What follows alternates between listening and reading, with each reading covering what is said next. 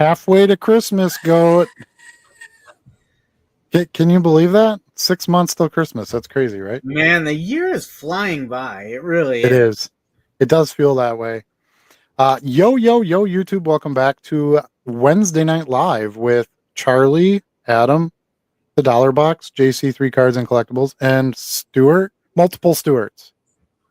We've got what do you call a group of goats? Is it a herd? We probably should know this. Because you're herding goats, right? Right. It's got to be a herd, right? Kind of like sheep and all that. It's the same kind of animal. Yeah. I mean, so goats don't get offended by what I say, okay? I'm learning. I'm trying to learn. Side note, I used the phrase goat herder once. And I did it jokingly with Stu and stuff like that. And then afterwards, someone led me to the Urban Dictionary, and I found out that has a meaning that is totally not what I was intending. So there's your homework for later. So it's kind of funny you mentioned that, because remember how I told you we used to get hit all the time when we would do the lives and I'd have to go back and have YouTube review the videos? Yeah. Apparently some of the goat things we said were the problem, because I looked into it a little bit further. Yeah, there's like they give you like things that were talked about or whatever. So apparently goat stuff is like, I don't know, there's bad goat stuff on YouTube that they're trying to squash. I don't know. I mean, I think it's pretty innocent, but I mean, come on. Right. Well, and every time I put it through review, it gets approved right away. So it's obviously just like a scrape by a bot or whatever, their AI or whatever they're using to try to, nip stuff in the bud, if you will. Because and our show, it really shouldn't matter, because I don't post anything that says this is for kids. Right. It's all ages, but it's not like if your kid's watching this, that's on you, not me. It's that's kind of the way I look at it. But I think we agreed our demographic is really 80 to 90-year-old women. The peak collector base for sports cards, right? I mean, yeah. Oh boy, wouldn't that change the way we would do a card show? That would really flip things on its head. You got 80 to 9-year-old ladies in there. I think our menu would change, our layout would have to change. I think I would sell a lot more of the cards I picked up in my early days of trying to pick up non-sports. Like Golden Girls and Dallas and Elvis and those are not Dallas cards at the GOAT card show this weekend. And I even had a conversation with the dealer, because I saw at least 2 J.R. Ewing cards that were sharp, and they got my attention because in the 80s, Who Shot JR was like the biggest thing ever in television, right? Yeah. And I was tempted to look at it a little closer, and then a little voice in the back of my head said, does anybody know who J.R. Ewing is, under the age of 45 anymore? I've sold a bunch of Dallas cards. Have you? Yep. I buy like big non-sport, like complete set lots and stuff here and there. Yeah. And one of them I had bought came with almost a complete set of Dallas cards. So I list, I mean, they're scannable, so why not list them? Yeah. And yeah, they get plucked here and there. They don't do too bad. So shockingly enough, but you have to, you can't sell them for $6 a piece or anything. You got to look at, the $2, market as probably being your top. Yeah. Unless you have the Who Shot JR card, maybe you can get a premium for that, or the title card, like the usual non-sport things. But yeah. Yeah, I was just really concerned. I was like, I don't think anybody knows who this is anymore. But you proved me wrong again, Adam. You can literally sell anything. I'm just doling out the secrets tonight. Here you go. Secrets. Lamine Yamal. That's the word. That was my secret play last year. So it's no secret any longer, I suppose. But anyway. We got a great show tonight. I suppose I should switch back to comments. Is our banner updated? Do we have the Discord on there correctly? Banner is updated. I updated it. Okay, cool. We're preparing to go live. Okay, I'm gonna put you in charge of posting the comments too, because I got that stupid link thing coming up saying they want me to buy stuff. Oh, jeez. right. Oh wait. Maybe not. Maybe it went away. Nope. Now it went away. Now I can see and I can post. Okay. Okay. Hold on. I'm out of the. There we go. All right. Anyway, so tonight we've got kind of a different show. I promoted this show, which normally I just every week Wednesday 8 o'clock. Join us. Be there or be square. But I'm excited for tonight. We've got Bengi on here from BB Cards and BB Breaks. I'll have him kind of clarify what all that means. But he broke at the Goat Show this past weekend. He's always been a vendor there, with stuff from his shop and selling boxes and packs and singles and that kind of thing. But we really wanted to get some breaking going, and I think it was a ton of fun. We had he had a nice monitor set up, so we had a bunch of people just watching. They're up on a stage, so it's perfect environment for that. So I wanted to bring him on. I wanted him to talk about that a little bit. We don't do a lot of that on this show. We don't really talk much about breaks or a physical card shop. So I thought it would be perfect to bring him on and get his perspective on the hobby and what he wants to do. He's got some plans for the next Goat Show, so we'll talk about that a little bit. And from there we'll let the chat kind of lead us in our direction as we normally do, and chat it out. So All I think hail King Chat. Yeah, the chat rules the world. So to those of you who are watching live, great, participate in the chat. That's the best part about it. If you're watching this recorded, remember every Wednesday night, 8 o'clock Central Standard Time, we do this live show. And if you could join us live, it'd be great. It's a lot more fun that way. But if not, obviously you can watch it after too. That's perfectly acceptable. Absolutely. All right. So I think that's it for plugs. Let's bring Bengi on here and we'll see what he has to say. All right. We'll put him on the spot because that's part of the fun. There we go. Oh, I was just about to click it and I almost hit delete because it big, moved. like Sasquatch fingers trying to press it on your little phone. Gosh. So guess who else is on their phone, Charlie? That's different. Benji's probably got a good phone. What?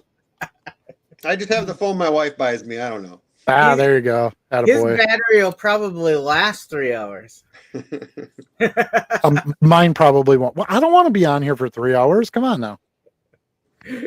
So I got a dirty Baja Blast tonight for tonight's drink sponsor. A dirty? What makes it dirty? What's in there? They Looks take like that. whiskey to me.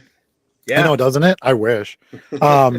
It's Baja Blast, and then they put that whatever that is it acai berry Mountain Dew or whatever that other Mountain Dew one is.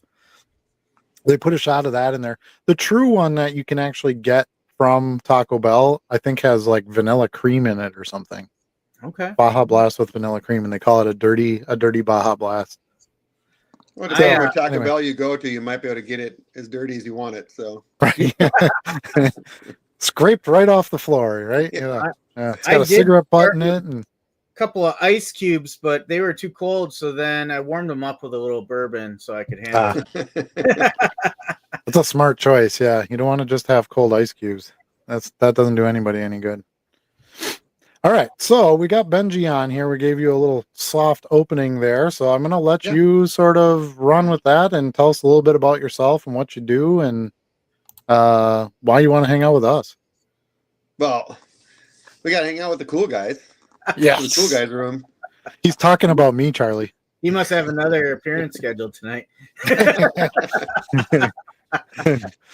Oh boy! No, first of all, I want to say thanks to to Adam and the Goat Show for having us. I mean, that was we've done that show quite a few times now, and that just keeps growing and growing. And they're doing one thing I like about shows is that we don't do a lot of local shows just because we're a local shop. So, but we love the Goat Show because they're always doing new innovative things. They're bringing more things to the show. You're bringing new ideas to the show. You're advertising the show, and it's not a monthly show. It's a quarterly show. So it doesn't get drawn out. So that's why we love doing that show a lot. But thanks for always inviting us to that show. We really appreciate you joining us. We have a lot of patrons, if you want to call them that, people who come to the show that look for you and they love the stuff that you're bringing. I know you're stretching out a little bit too and doing some new things. So that was a big reason we wanted to get it included. And when I envisioned the show originally, I really wanted to have live breaking. Not like I didn't want it to be the total focus of the show, but I wanted it to be part of it because it provides entertainment. It's another way to buy cards. I think breaking is cool to do it online, but I think in person it's fun. You can pick up the cards right at the end, take them with you.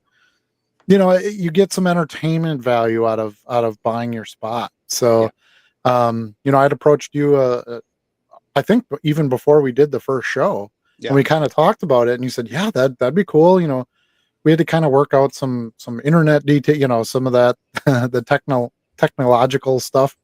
But I think it went really well. Although I got the Seahawks. I mean, come on, man. You got to do better than that. Well, we had to make sure it wasn't rigged, so we gave you the worst. Right? It was funny because right before the draft, you and I talked about that. I'm like, you know, if I get the Commanders and you pull, you know, a Daniels downtown or something, you know, we did. we're We screwed. pulled the Daniels uptown. And you did. I know.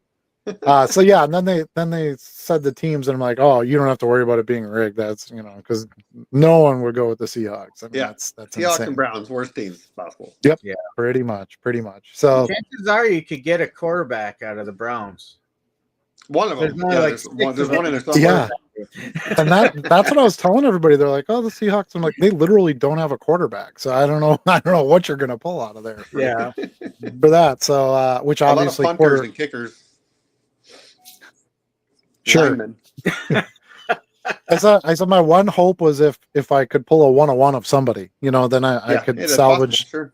Yeah, you could salvage a little something out of it. But yeah, so but it's okay. It was a lot of fun. It was really cool to see the people in attendance just watching and enjoying it. And some people came specifically to the show to participate in the break, which I thought was awesome. You sold out the break, so that's obviously important.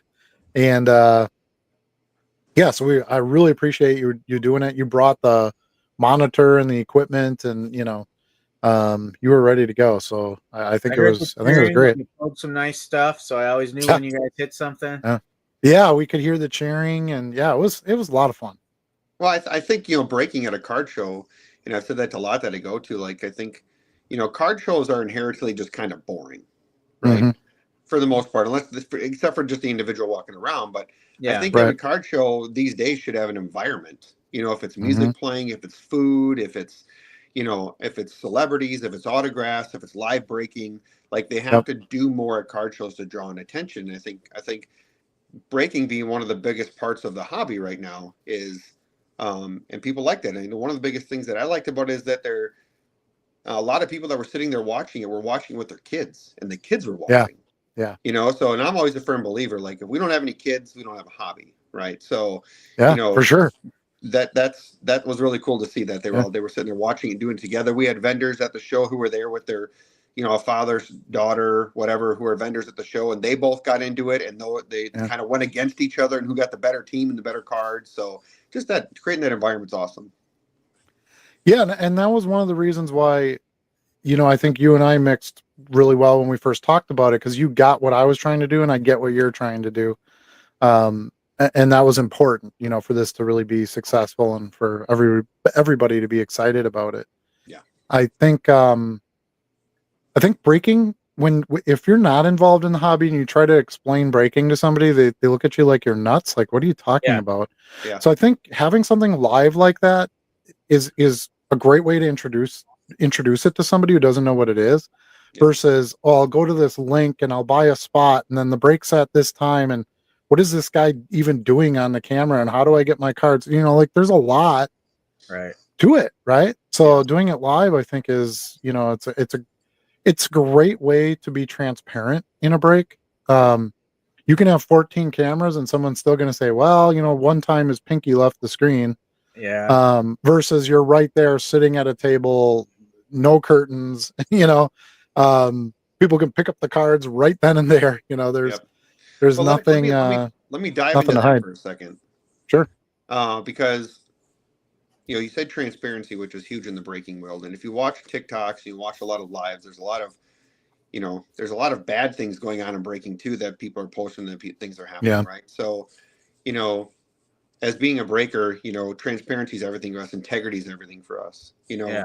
and we have multiple channels that break on different streams. We break on Whatnot, we break on Facebook, we break on Loop. We're just building our TikTok right now. So we break on multiple different platforms. But if you're going to get in a break, the one thing that if I give just a word of advice to anybody getting into breaking anywhere in the world is look up your breaker, look at the reviews, read them, look and see what people are saying about them, because that part is if you should be buying from a breaker or not. Like if for BB Sports cards and BB Sports breaks, one thing is that we make sure that we take care of everybody every single time. And what I mean by that is we have a 5-star rating on every single platform we have. Google, Facebook, Whatnot. We have over 30,000 items shipped on Whatnot in a perfect reviews. We have over 1,000 reviews on there. Like you can go and read them at any time. If we do something wrong in a live or we screw up something, we make it right. We take care of the person. We just move on. Yep. So, and the other part is if you're from the area and you're from Wisconsin, or you're from northern Wisconsin, we break live right in our store every day. Right. So you can come here, you can watch the breaks on our 85-inch TV in the room. You can watch the breaker breaking live and pulling your cards. You can pick them up right from the store. So if you find us on a different platform, you break with us, you can come drive right down to the store and pick them up right from the store. So it's real convenient, and then you get to know the store and our breakers. And sure, that's nice. My only breaking tip is don't get the Seattle Seahawks. That's the only. That's the only. Unless it's 1-1. I want to break in here. Right. I want to encourage the chat to go ahead and ask your questions in the chat, and we can make sure we've got a chance to talk them through with Bengi here about the breaking world. And then in order to keep up current as questions come in, I just want to go through a couple chats here and there as we're talking through just to stay current. Graham Mulder's with us tonight. He wants to get that first badge, and he's got it tonight. So congratulations. Yeah, Graham Boney's one of our breakers. Oh, all right. Or one of our breakers. He buys into our breaks. Buys breaks. He's a frequent flyer in the shop. All right. Yeah. Good to have some known names out there. Sports Section Plus says, hey, hope the show went well last weekend. Sorry I didn't get a chance to talk, but Brianna and Jenny got our donations. Thank you very much for that. Another successful partnership with a local community effort to raise some funds and some perishables for needy causes. So thank you very much for that. Benji's got his fan club with us tonight. Woo, baby! Diana Baker's that's the wife. All right. Nice. All right. That's the phone buyer. She's the one who buys the phones. She's the everything buyer. Well, welcome. Dan's with us from out in Ohio, and he says, yes, you can stop reminding me how much the Browns suck. But he said, I mean, reverse the fortunes. They're going to be sought after. But you know what? You got the Guardians, and they're not half bad, okay? So, you got something at least. That's true. And Diana's glad to be here, Benji. Thanks for having number her one supporter. Us. That's right. I think there's a joke in there somewhere about breaking and a wife, right? I mean, they kind of go together, maybe. I don't know. Hey, those who break together stay together. You gotta have that support, that's for sure. Again, chat, feel free to ask your questions. Benji, you talked about transparency a little bit, and I would imagine that your setup goes a long ways towards providing transparency in those breaks. Can you walk us through kind of what your typical setup is when you're going to do a break live? Well, I think it depends on platform. The platforms like Whatnot that we break mostly on, they have rules that every breaker has to follow. Which is keeping everything on camera at all times. Nothing can leave the screen. You have to post all your in the notes. You got to post everything you're breaking. What you're breaking, and they really came out with it because people used to do a lot of mystery boxes, which they've really slapped down on that because the values in those mystery boxes were horrible that people were getting. So now you have to put in what you're putting in, the value of them, and what kind of cards you're getting in them, so people know exactly what they're getting. So there's no surprise. $50 floor, $100 ceiling, and you get a $2 card. You know what I mean? Sure. So And then camera wise, you don't have to have your face on camera. You just have to have your hands on camera. But some of the other ways that they make it transparent is you, right. We got a shot, Charlie. As a breaker, you can't buy into your own brakes. Your team can't buy into your own brakes. Your family can't buy into your own brakes. Sure. So there's no for some reason the commanders are gone in every brake they run. You know what I mean?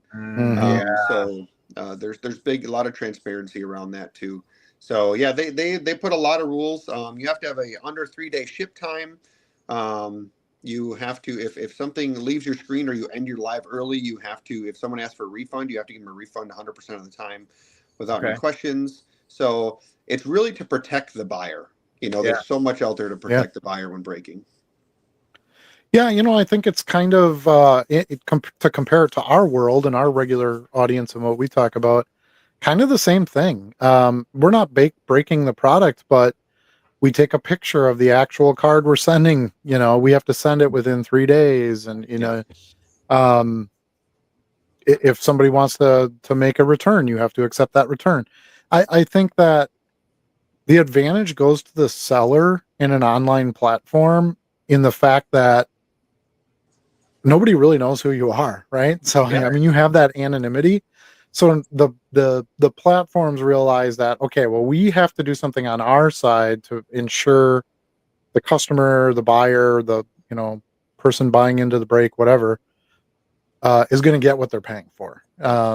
And we can talk about it all day long, and we obviously practice that as well, but not everyone does. So you need the platforms to put those rules in there, because sometimes in our Discord we get these chats about wants to make a return and I don't want to take the return, and it's like I don't know. Sometimes you gotta, when you run a business, sometimes you gotta eat stuff, right? I mean, that's just how it is. Back guarantee if you're not satisfied, right? It's easier just to return it or just to give their money back or whatever and just move on. Yeah. Take care of the customer, move on, and I've seen so many posts like, oh well, he said he didn't get it, but I know he got it. And then I'm like, how much was the card? $1.99. Give him a refund. Yeah. You're gonna spend $20 worth of time trying to do something with this, and you give them the $1.99 back, you probably have a satisfied customer. They'll come back, buy some more, you'll get your $1.99 back pretty quick, Yeah. You got some good questions coming into the chat. Yeah, we can jump back in. Yeah, Wolfie Joe is with us tonight. He's talking about the disclosures that breakers making, specifically the no vet base. He says some breakers need to do better at disclosing this on some of them. So how do you do your breaks? Do you send all cards, or what do you do? No, we always put in no vet base. We ship all hobby. Okay. But we don't ship vet base. If people can request it. Okay. But we won't sort it out. We'll send them random base. It's only because the amount, especially if you're breaking baseball, oh my gosh, the amount of time you would take to sort a baseball break, especially if you're doing like a case. Like Bowman or something. Yeah. So we'll ship out upon request. But just the amount of time. I mean, we're running 4, 5, 6 breaks a day. And we have to ship that out. So we have somebody hired to do that. To sort them, to ship, to do all that kind of stuff. But yeah, if someone requests it, we're happy to send it out. But yes, breakers should put that in their break notes, no vet base. Yeah. And then if you want to request them, you can request them. Absolutely. Those are actually the cards I would want the most. Right. I'm super weird. Well, here, I'll give you a little tip. So all of our base, we put everything in 5 rows, and we sell them for $40 a box. Okay. In the shop? And so, trust me, we have multiple people coming here every week, guys like yourself who sell singles online all the time, looking for them. It's first come, first serve. So, okay. Well, geez, now we have to go there, Charlie. I know, right? I just bought what 7 5 rows at the show though, so it's going to take me at least a couple of days to. Yeah. I have a bunch of. I got a bunch of kids packs I got to make. Yeah, but I go through them. I put them out there. So and there's inevitably. I mean, it depends on who you buy them from, of course, too. But inevitably, I get some good stuff out of there to sell too. vets sell. You know, Yeah. I understand why if you buy into a break, you don't want like a base, you know, Aaron Judge card. But I can sell base Aaron Judge cards all day long, hundreds of them. Yeah. Yeah. So for me, if I, you know, at less than a penny a piece, I mean, yeah, there's going to definitely be cards in there you're going to have to bag up and sell as lots or, you know, something that you're not going to be able to get individual sales on, but there's plenty that Yeah. do. Yeah. What do you ship like all like inserts and stuff too, or Yeah, we just don't ship vet base. okay, Inserts, okay, rookies, everything ships except for vet base. Yeah. gotcha. Nice. Well, Bob Zuberbeer is here as well. Hopefully, I'm pronouncing that right, Bob. Says I think you did. It looks right. It sounded right in my head. So he says, Benji, how did you start BB Sports Cards, and how much confidence did it take to finally get it started? That's a great question. It was definitely a journey. Like a lot of people, so I worked for Bergstrom for many, many, many years. Which is a car dealership here in Wisconsin, one of the largest. Mm-hmm. So I worked there for many years, and we got laid off during COVID. And I was an avid card collector my whole life, and so during COVID, I had to, finding alternate ways to make money. Besides, one of the funny things, little side subject here that I did to make money is during COVID, you couldn't everybody went golfing, but you couldn't use carts because you couldn't sit next to anybody. So I went around and bought all the push carts you could find. I tore them all down and painted them crazy neon colors and crazy stuff like that, and sold them on the side. Oh, I love it. So Great. that was. But anyway, during that was I was selling cards, doing cards on eBay for a little bit during COVID, and then I found Whatnot. So when I found Whatnot, I started a live stream by myself called BB Sports Cards, and we're just selling singles on Whatnot from my kitchen table. My wife's in here; she can attest to that. I took over her kitchen table all the time. I hated it, but sure, she loved it. Yeah, and so, and I was working at Bergstrom at the time, and it kind of took off, and I was selling a lot, and then the breaking got more, and then then I started doing more card shows. So I started selling cards from my kitchen table, doing singles and whatnot. Then I started doing card shows, which brought in more cards for me at better prices, and then from there, I started breaking more. And then I got to the point where I said, okay, well, talking to my wife, I'm like, this is going really well. She had a full-time job, so I'm like, I'm going to quit a very lucrative job at Bergstrom and open a card shop, which at that time, what do you say? Then I kicked him and his cards out of the house. So, so well, you're said, still okay, there, well, so yeah. So I was like, okay, well, and I found the building that I'm in. I found a little tiny space here. It was just it had two little rooms. You could barely, if you had three people in there, it was too packed. Yeah. But I had to have a place where I could put all my stuff because there was too much stuff in the house. And I had that little room, and I was breaking from there. And we had BB Sports Cards, and then I was like, okay, so I started breaking more and more, and it really started with breaking, and I just kept at it. And kept doing more shows, doing larger shows, going, traveling to bigger shows in the country, and meeting more people because I don't have allocation for cards, which I don't want an allocation. Right. But I don't. So I had to build relationships across the country in order to get cards and wax and those type of things that you need to break with. And so I asked the wife, I'm like, I want to make this a business. And she said, you're doing great. The short end of it is you're doing great, right? You're doing great. Let's do it. So I left my job at Bergstrom. I started a full-time at this building just about 3 years ago. Left that small room, got the room that I'm in, which used to be the baseball card closet, Dan. Oh, I remember that. Yeah, so this used to be his show. This used to be his shop, and then I had a storage unit downstairs. So fast forward 3 years, we have, BB Sports Rips, BB's Battle Gym, which we do Pokemon. We have BB Sports Breaks. We have multiple different channels. We have our website that we sell wax on full time, which is bbsportscard.com. We have our Instagram, BB Sports Cards with a Z, TikTok, same thing. So we've manifested all those different places, and now my wife works for us full time. I work here full time. I have 2 full-time employees, and we have 2 900 square feet places here. One for just sorting, consignment, office, and then our showroom. So we don't want to get much bigger than this. We're happy in this bubble that we're in, but yeah, it took a lot, and there's times where we lost money. There's times where we made money, and we just and now we fast forward, and life is pretty good. I mean, honestly, to be a small business owner, you just have to be a little bit crazy too. That's just part of it. Yeah. because Take it's risks. yeah, I mean, I think it's easy for everybody who's doing a 9 to 5 to say, "Man, I would just love to sell cards full time." But what you don't understand is every morning when you get up, you don't know exactly what the day is going to hold. You don't Yeah. you don't know exactly how much money you're going to make, or it's and then when you have employees, that just kind of piles on, because now you've got these other people you want to make sure they can get a paycheck, but you also have to make sure they show up and do what you want them to do, and it's just so Well, not only that, it's really hard to find the right person to work for you in a card shop.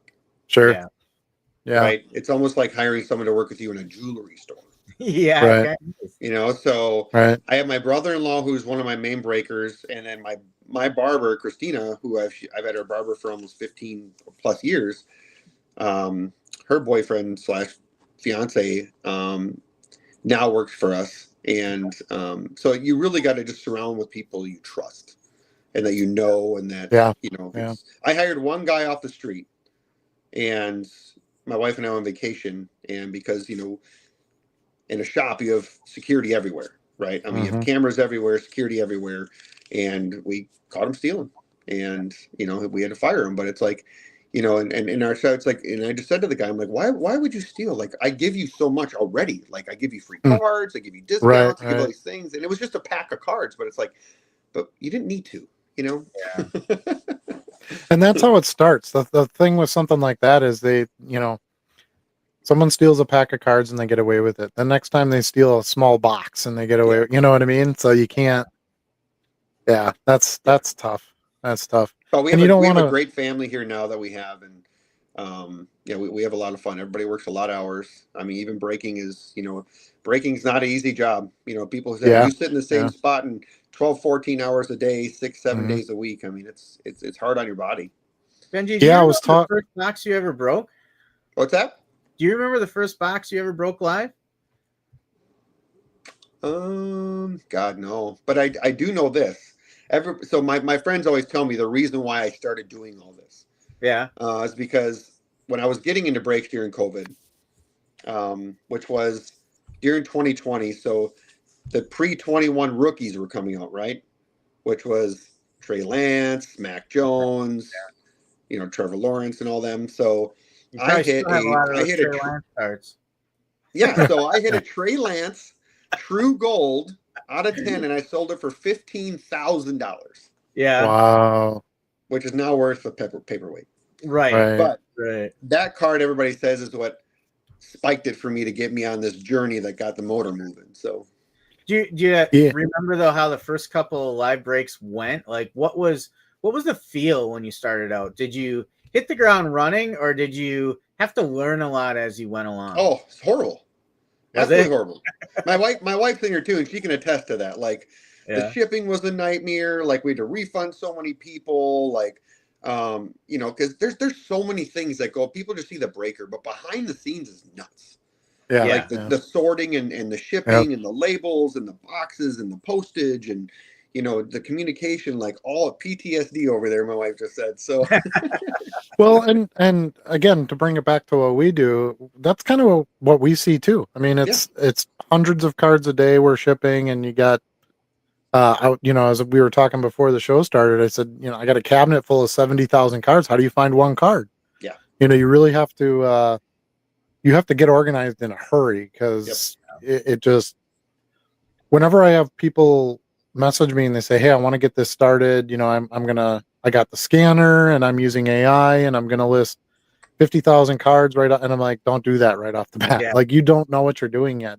Yeah. List a couple hundred cards and see how it goes. Because if you list 10,000 cards at one time and you get orders for a couple hundred cards and you don't know where anything is, that's terrible. You sink yourself pretty quick, because it only takes that immediate fail for you to never be able to to get back up. Yeah, Yeah. absolutely. We've had a lot of people who, so we help a lot of people in the community too. So we've helped a lot of breakers become breakers, because they've started out as buying into our breaks and said, I want to do this. And they'll ask us, and we'll help them set it up. We'll go through how to do it. We'll come in their lives and buy things from them and give stuff away to their show and help promote it and do these things, because we're not, this is a community. It's not selfish, Right. So, and we help. There's a breaker out there recently who just hit the Caitlin Clark Prism 101. Ooh. And she That's was a good one. She was a small breaker, and we helped their whole thing get off the ground.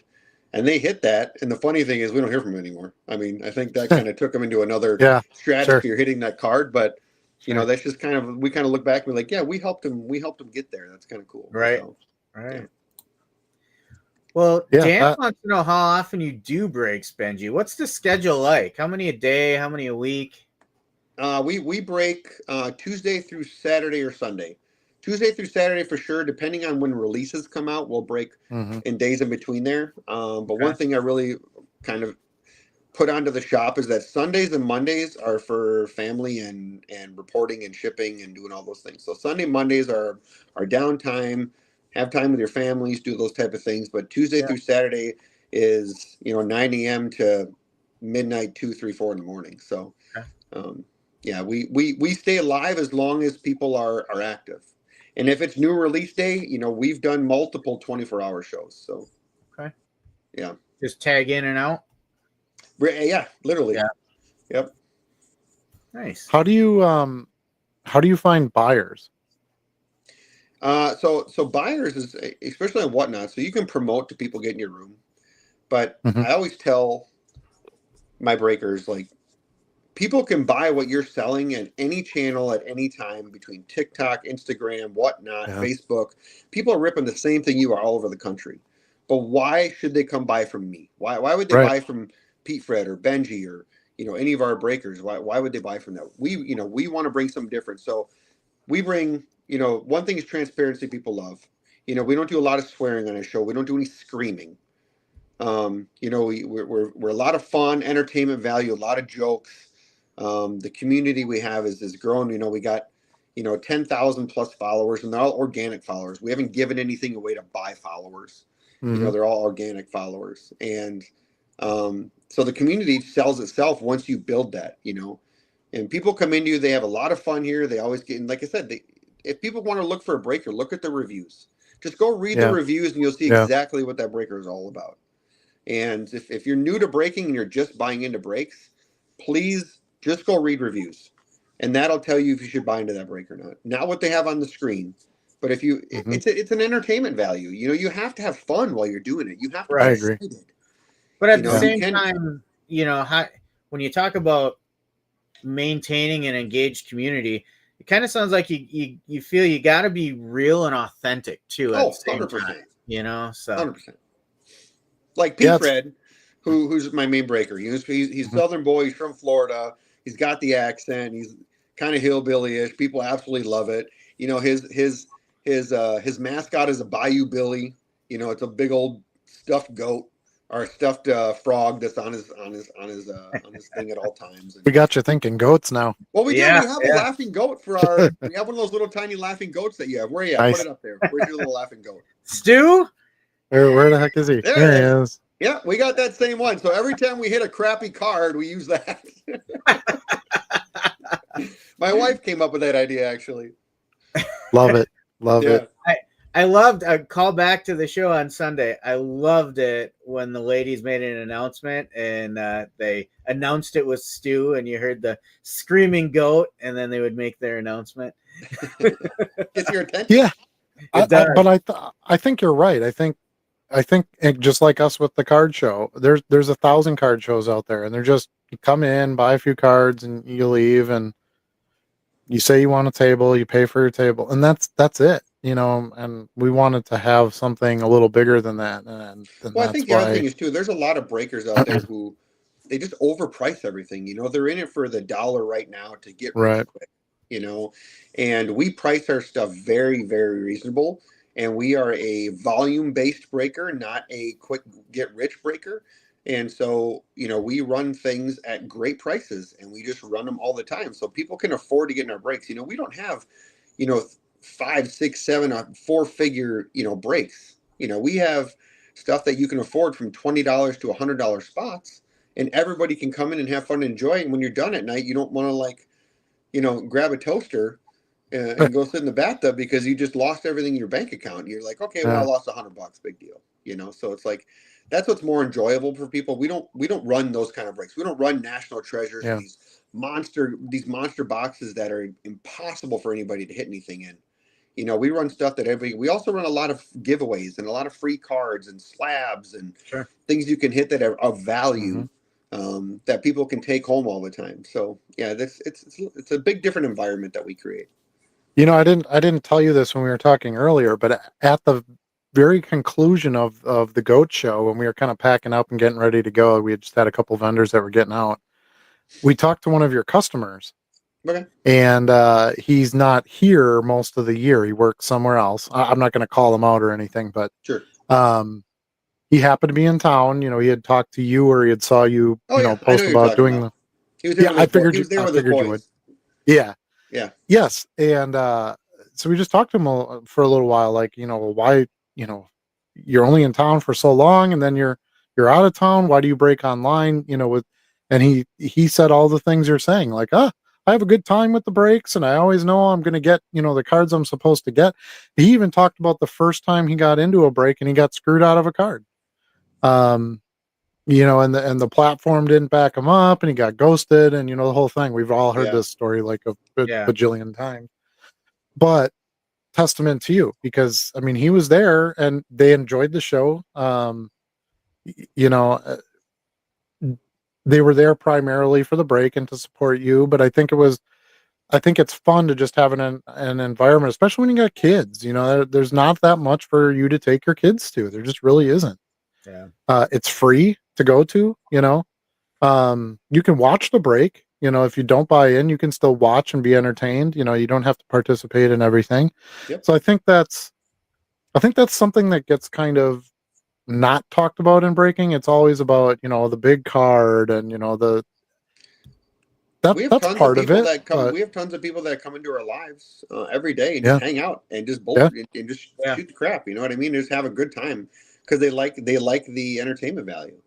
yeah. And there's a lot to be said about that. We tell people all the time, don't come and buy. You don't have to come and buy something. Just come hang out, enjoy, talk Hmm. in the chat, goof around. Get the Yeah. free giveaways while you're here. And I think, if they are enjoying themselves and they come around enough, they're going to buy in at Oh some yeah, point. yeah. You're going to want to participate in it. Yeah. I got a buddy who likes to bet on like parlays and stuff, right? So he's doing like the sports betting stuff. Sure. And he likes to bet on kind of the weird stuff, right? Like what color dress the singer of the national anthem is going to wear, and like stuff like that. Heads or And tails. yeah, and I'm like, why do you? And he's like, it's just fun. He's like, I don't care if I don't, I'm not spending money I don't have, so I don't Yeah. care about that. It's like, and I do hit sometimes, so that's fun. But honestly, I'm probably just going to take that money and make some more bets. Yeah, So we always put in our notes: bid responsibly, mhm, buy responsibly, don't spend more than you have. Like we always say that in our lives. Like we're fully yeah, transparent that we're real people. Just like I buy into breaks just like the next person. sure, So I have to know my limits, and I take breaks at time too. Like, well, I've bought in a few here. I better stop getting into a couple for a couple yeah. weeks. Uh, Yeah, well, even when you're buying stuff for a business, right? I have to think about that sometimes. I'm like, man, that's a really good deal, but I've got 5 other boxes of stuff Yeah. sitting here that I don't even have time to list. Charlie and I were just talking about that this Yeah. weekend. Um, you don't want to pass up on the super obvious deals, but sometimes you have to walk away from the more average deals just because you just have enough to do already. Yeah. Right. Um, but yeah, I can't even imagine so. Let me ask you this. So you've got the shop there. Do you have a lot of just walk-ins of people who just want to come in and buy boxes, packs, singles? Well, so we're a full service card shop. Mhm. So what I mean by that is, not only do we have breaks live in the showroom, we have wax for sale, Okay. everything from TCG to sports, and some non-sport stuff. We have singles and slabs for sale. Okay. We also do consignment, so we'll sell your cards for you on eBay, and some of our other platforms. So we'll do full consignment for people. We'll also grade, so we send grading in through PSA, SGC, and BGS. So we'll grade cards for people too. So I've grown a reputation in the area, for being able to condition and clean cards, and know what and what not to send. So I charge a little more than the biggest. Than most of the people around here who charge for PSA. They'll charge like 20, $25, and you could just submit your cards to them. I charge $50 a card, but I condition them, clean them, and review them before sending, so that you don't get back a 6, 7, or some ridiculous grade because nobody Sure. looked at it before you sent it. So Yeah. the value's there. So I grade a lot of big cards for people, and condition them, clean them, and I've gotten some crazy grades back for people that never thought they would get. So that's one service that we do offer that's growing and growing. It takes up a lot of my time. Trust me, cleaning and prepping cards and sending stuff off for grading Yeah. is very time consuming. Just about as time consuming as it is selling singles, but not quite. Right.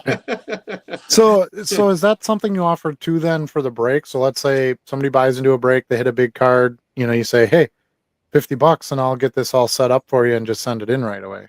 We do, for bigger card one-offs. We don't do much bulk because it can get kind of carried away. Sure. Oh yeah. But like we a couple weeks ago, we had a lady who hit in our break. She hit a Patrick Mahomes dual gold downtown.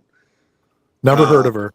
Yeah, so so we sent that off to PSA on a 5-day turnaround. Yeah. PSA sent it back a 6. Oh. Ooh. Because it had a little tiny crease in the back, which I knew it did, but the corners are good, sending is perfect, everything's great. So I cracked it out of that, sent it right to BGS to get subgrades, because I think with subgrades that car should get minimally a 9. Okay. So there's a lot of things that kind of work around a lot of those things, but that was one of them that we did for a customer. I didn't know BGS was still grading. Hey, yeah. I mean, They're still out there. Bigger cards, with those subgrades still hold quite a bit of value. Yeah. I do. I'm a PSA guy for my PC. Yeah, me too. But there's a few cards that I have BGS just because I wanted the subgrades and condition sensitive stuff. I think just looks better with the subgrades, because you're right. I think what can happen is you just have this one little thing that knocks it down, but all the other stuff is so good, Right. so you can get 3 10s and an 8, on your subs, and that just looks better than getting a PSA 8, Right. for example. Yep. That's one of those little weird number games you have to kind of play in your head to to make your decision on where it needs to go. And I think do, and we help coach people on what and what not to send. Sure. And I think that's a good. Yeah. I think that's a good service you offer, because you're right. Every shop will take submissions, but do they actually help the customer with the card other than just take the money to send it in? Yeah. No, I tell people all the time, or I'll take people just leave cards here for me and say, just they'll leave a note on it, say, please let me know if I should send these or not, and I'll go through them and I'll pull 3 or 4 out and send 2 or 3, and then they come pick them up. They get their cards back, and they're more appreciative that they didn't send a card out and get a 6 on it and pay for submission and do that. So yeah. Yeah, it's such a bum when you feel like you've got a really nice card and you send it in and just comes back in the tank, because you're better off just keeping it raw then. If you're going to get a 6 or a 7, there's really no point. What's this question from Lofi at the bottom here? So he's asking, how does your non-show whatnot store do in between the shows? He says, I guess I'm asking if that part is worth it, the retail part of the whatnot platform versus just doing the live shows. Yeah, so that's becoming more and more popular, is not only to sell product, but to sell your slabs or singles, because you can run it on Buy It Now or auctions on there, just like on eBay. Yeah. So it is becoming quite a bit more popular. We don't sell too many singles. I personally don't sell a lot of singles on whatnot. There are a lot of people who do, but the community I have out in the public, I can sell all my cards to at high percentages because I know all the breakers and stuff. So that community I know, but there's a huge community for that. We do sell a lot of wax, though. If you have wax for sale and you just put it in the shop during the week when we're not breaking, or in the middle of the night, I'll wake up and there'll be orders in there. Really? So, yeah. I've thought about doing that because I've done some Whatnot shows. And I thought, well, geez, what if I listed a bunch of buy it now stuff in here? But I think you still kind of have to build a presence on Whatnot in order to get sales of those cards. Yeah. Those types of listings. It is true, because your you know what I mean? going to get filtered to the bottom. Yeah. Yeah. And that's the thing. So on Whatnot, you can come to you with great service and all those things. You can become a premier vendor. So when you're a premier vendor, you got these gold little flakes around your emblem. That says you're a premier vendor. When you are, that means your reviews are there, your shipping's there, like everything's there that they want done from you. So if you're new to Whatnot and you want to buy from a reputable breaker, look for a premier vendor, a premier breaker. That'll help. That also you get smaller fees, you get higher returns, you get more viewers, you get all those things when you're a premier vendor. So yeah, that's just like our top rated seller program. Top rated seller plus. Yeah. Oh, okay. Plus on eBay. So on eBay, if you top rated seller is, all those things, your shipping, your ratings, your feedbacks, all that stuff. But then to get the plus, you have to offer 1-day shipping and automatically accept returns. And there's a few like over the top customer service things you have to provide. But then they give you some discounts on final value fees, which per card isn't a whole lot, but you add it up, thousands of cards a month. Yeah, it matters. Yeah, for sure. Especially because eBay's not super cheap, although I think Whatnot's pretty comparable, right? For like their back end. Yeah. I mean, what they take on a sale. Fees are 11%.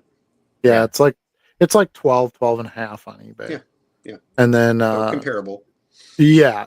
And then you can get a little bit back with the plus. So you get 2% back on the plus. No, it's 1%. There's a couple other really good questions that came in too. Yeah. Go, Charlie. We also have Boom Slang, one of our regulars with us. Yeah, with his single yo.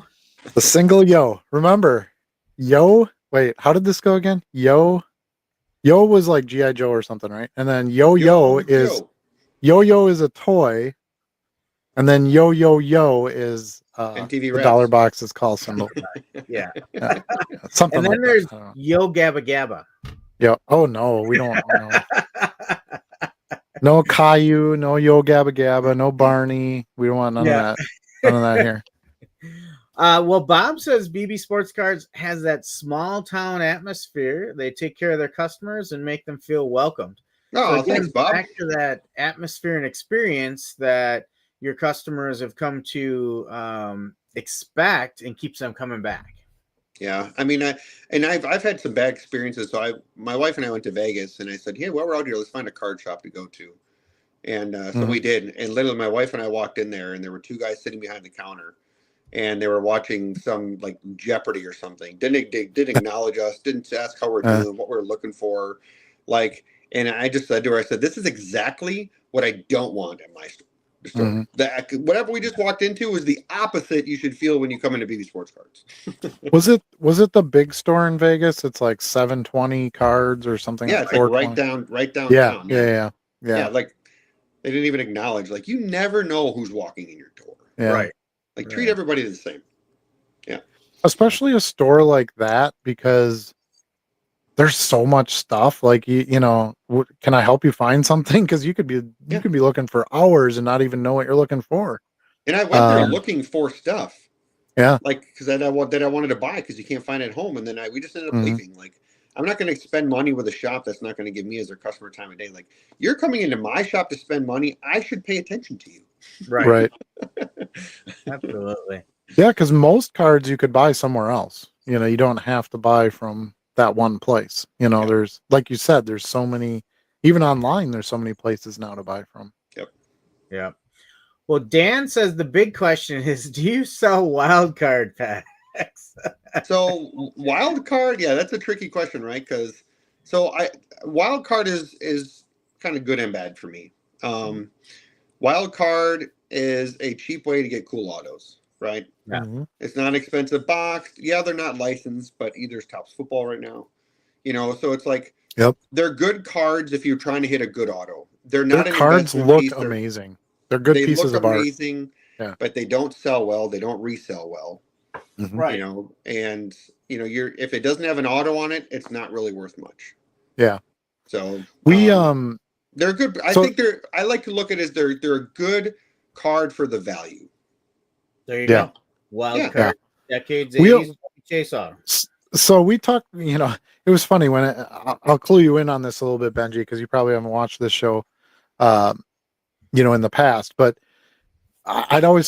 when I started this channel, I talked a lot about wild card because I love the '90s wild card. The 1,000 stripe Favre. I've got a 9.5 thousand stripe Favre. It was one of my grails. Yeah. I got a 9.5. I got a 9.550. Do you? No, that's a good one then. But actually, the CEO is Daniel Atkins. He's the guy who started the company, and Yep. I talked to him a little bit. Actually, I did an interview with him. It's on this channel somewhere. A few years ago when he brought Wildcard back, and so I talked about it a lot on this channel, and people are like, "Why the hell would you buy any of that stuff?" And when we went to the National, and Dan was there, and Charlie kind of experienced it for the first time. It's just such a fun place to shop at. Their booth is just fun. The packs are cheap. You have all these, the ceiling for, like Charlie just showed the Chevy Chase auto.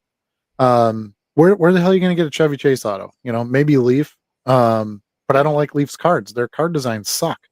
Well, Patrick in my opinion. Mahomes signs for wild card. He doesn't sign anywhere else. That's true. He does. That's So true. yeah, and his cards are awesome with like the eagle in the background and stuff. They do a nice job with Super cool their cards, yeah. stuff. Yeah. Or The Skeens packs. Goat in the background. There's the goat. Yeah. Was that fresh off the goat shelf? Yeah. That was off the goat shelf. Yeah. That's I think that was wasn't that part of the dinosaur packs? Dynamite. The dynamite. Yeah.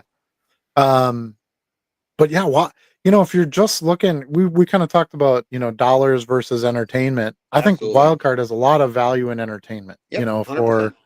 for ripping, and they do a great job at the shows. If you ever go to any shows that they're set up at, they make a great presentation. They have good employees, and just love them. We're a vendor for Dan, so I know Dan really well too. Okay. Yeah. He's a good dude. So, yeah, we break their new product, and he tried to get us to get really heavy into it, but yeah, you got to be careful when breaking it, because people who typically get into breaks are looking to flip something right away or resell something right away. Sure. A majority of people, and that product doesn't really do that, so you don't want them to get misconstrued of what they're trying to do there.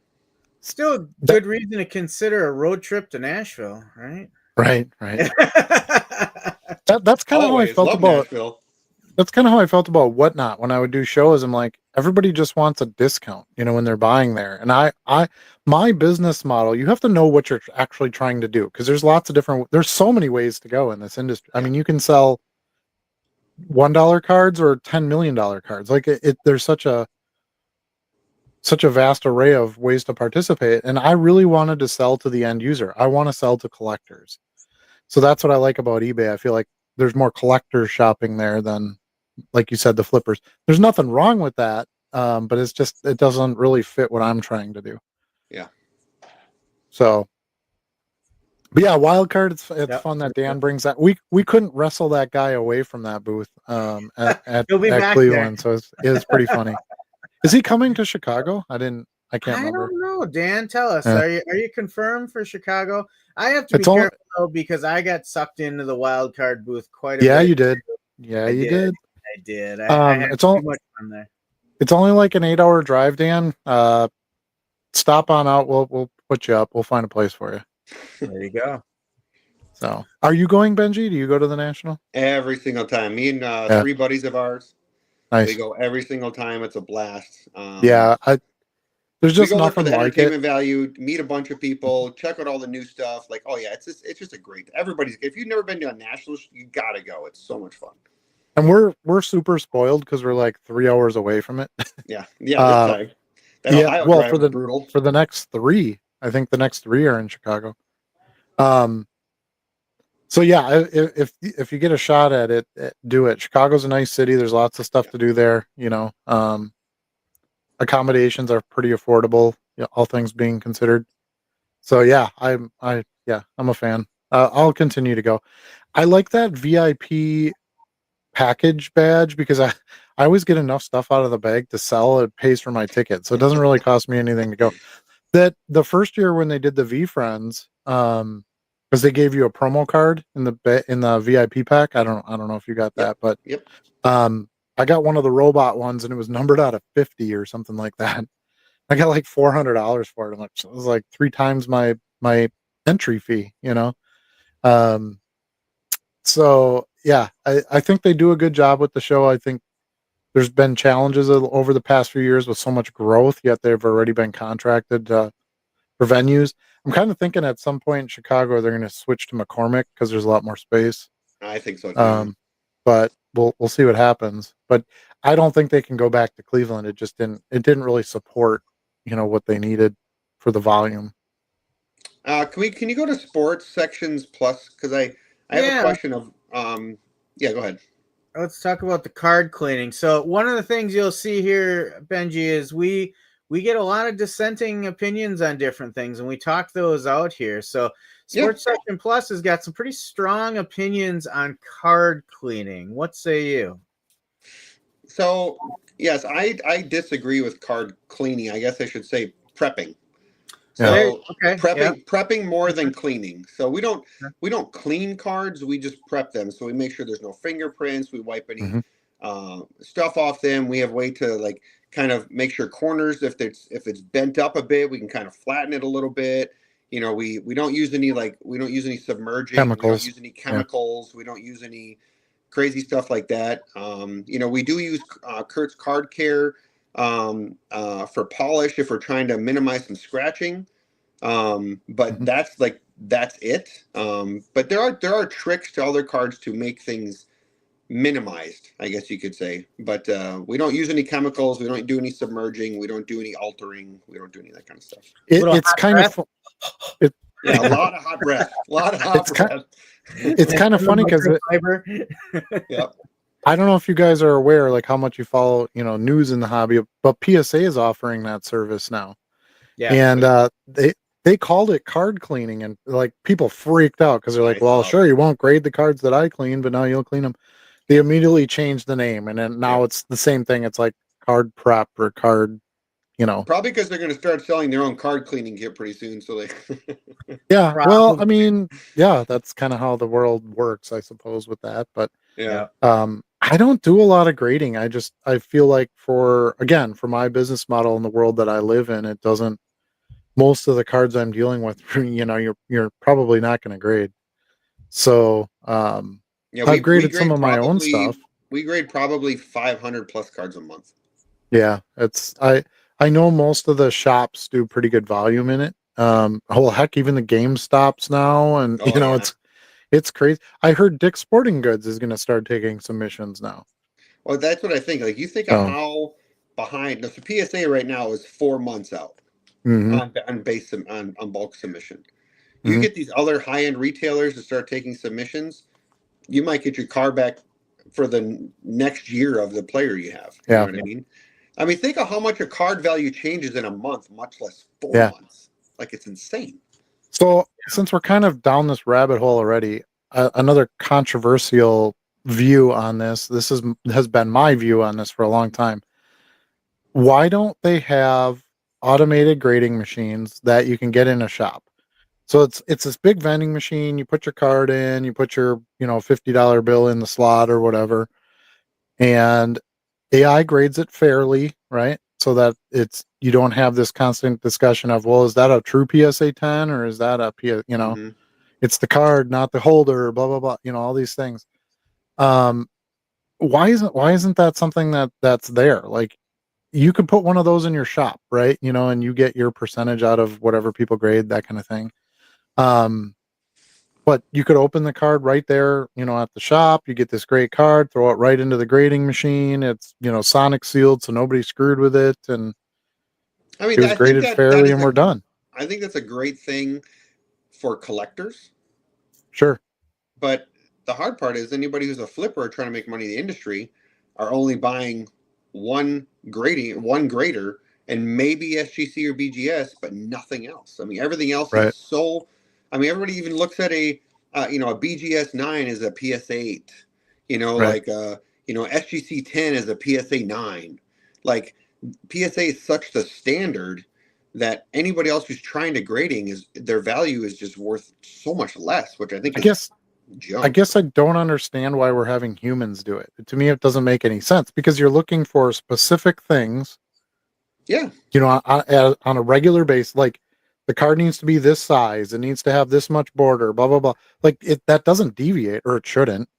So why do you have like a person looking at it and doing it, and then one of them grades it a 10 because they're happy that time. One of them grades it at 8 because their girlfriend pissed them off at lunch.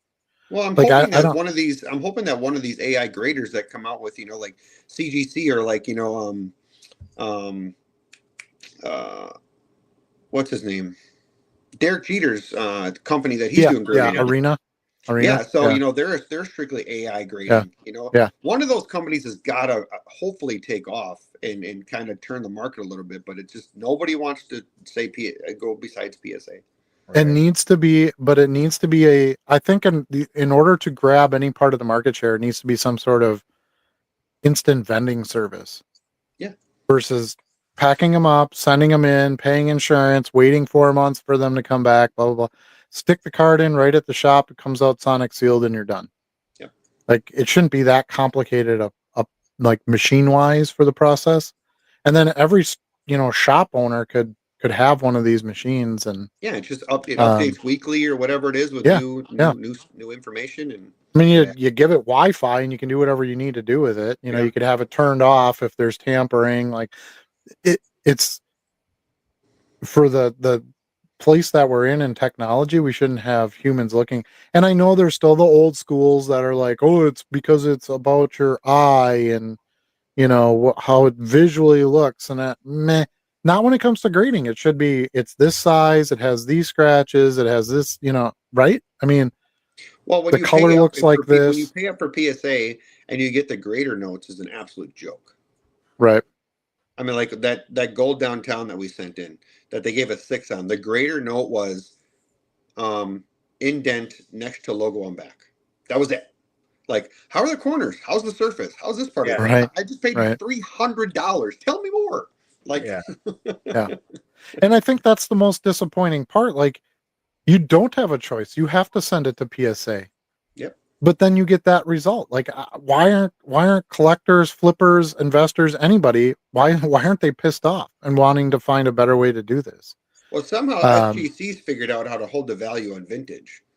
You know what I mean? Well, so true, but I think SGC does a better job of grading consistently, and so I think that's where that advantage comes in. Versus, I've seen so many examples of people, like you said, they get a PSA 6, they crack it, send it back to PSA, and get like an 8. Yeah. How can you do that? You can't do that. There's a lot who say SGC's slab looks better with vintage cards too. Yeah. So there's the eye appeal part of it as well. Yeah, I agree. I like the tuxedos. They look nice. Well, Sports Section Plus says thank you for clearing the card cleaning topic and clarifying exactly what we meant by that. Yeah, for sure. And Odd Merchants actually tacked onto that conversation as well. He says, card cleaning is pointless to me. I used to get good slabs from PWCC with minimum bids. I was easily flipping for $20+. Ever since Fanatics took over, those days are gone. I also heard that PSA is grading tougher than they used to. Is that true, Benji? Say that again? That PSA is grading tougher than they used to? Well, they changed their standards to centering. But so how what they're trying to do is they're trying to change the PSA 9 value because it's considered raw now. That only happened over the last 2 years. Yeah. So now the PSA 9 is considered raw. So by making it harder to get 10s and 9s, they're hoping it'll change the outlook of how much a PSA 9 is valued at. But that doesn't happen overnight. That's going to take a couple of years to even try to catch on. And that's the kind of stuff that just totally turns me off of grading, because there's no guarantee in the future that my 10 is still considered a 10, or my 9 is still considered a 9, or that it'll even hold the value. Yep. And then they charge you so much to do it besides, and these upcharges for stuff. It's like, I don't know. No, that's why CGC is I don't so know, man. nice and SGC is so nice, and some of these other grade companies, because they have one standard amount. You get consistent grading, but Yeah. just people won't pay for it because the resellers are only selling. The people who are moving the cards are only pushing PSA. Like us stores and vendors and people in the hobby need to push these other cards to hold value, and that's the Yeah. only way it's going to change. Yeah, I still believe that you got to make it more accessible to people, and then that's what will change it. Yeah. If every one of these companies is pack your shit up and send it to me and have it sit here for 4 months, how are you going to cut into what they've got going on? You can't. Yeah, I think you got to add an extra value to it. And there were some other like AI grading, ones with like custom flips, right? That you could get in the holders, and I think some of that stuff is good, but ultimately, people need more instant gratification on the things that they're trying to do, and it's just not really being provided yet. So we'll see. Odd Merchants Vintage Sports Car said on the bottom here, CGC has been stealing a ton of market share, and they have. They're actually almost moving. They're moving into like number 2 spot closely. For grading, not only in just TCG and non-sport, but even sports cards. So, which is nice to see. Yeah, well, and they do. That's a division of the company that's been doing comic books forever too. Yep. So, and they dominate the comic book market. Like only buy no one else to go to. Correct.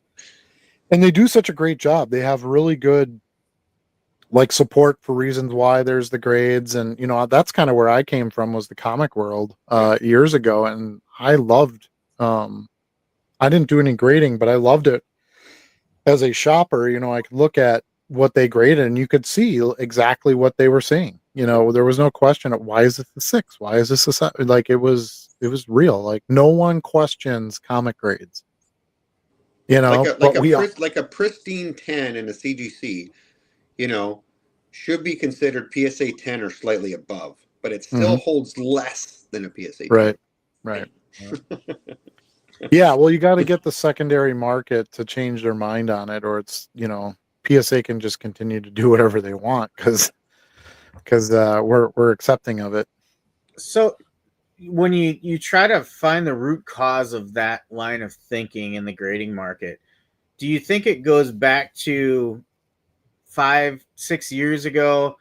PSA just had better marketing to get out in front and take control of the market, or what do you? Over BGS. I mean, 100%. I mean, that's why BGS has fallen behind so far, because they don't market. Yeah. I mean, what was that last year before that, where they almost went to the point where they were going to actually change their grading system. Yeah. Like during nationals, where they were going to do it and everything, and then they finally threw it out the window, because holy crap, would that have just screwed everybody's cards. Yeah. But the good thing they didn't, but they still don't market. And I like their product. They just still don't market. Yep. Well, yeah. Sports Section Plus wants to go back to your Vegas stores here, Benji. We need to get to the bottom of this, because he thought 720 cards was awesome, but he said he also went to Legacy Sports Cards, which had lazy employees. Oh, maybe it was Legacy. So maybe it was Legacy then, yeah. So Legacy is down, or I mean, I don't know what store it was, but it's on the old downtown, and you walk past downtown just a little bit, and then it's like under a building.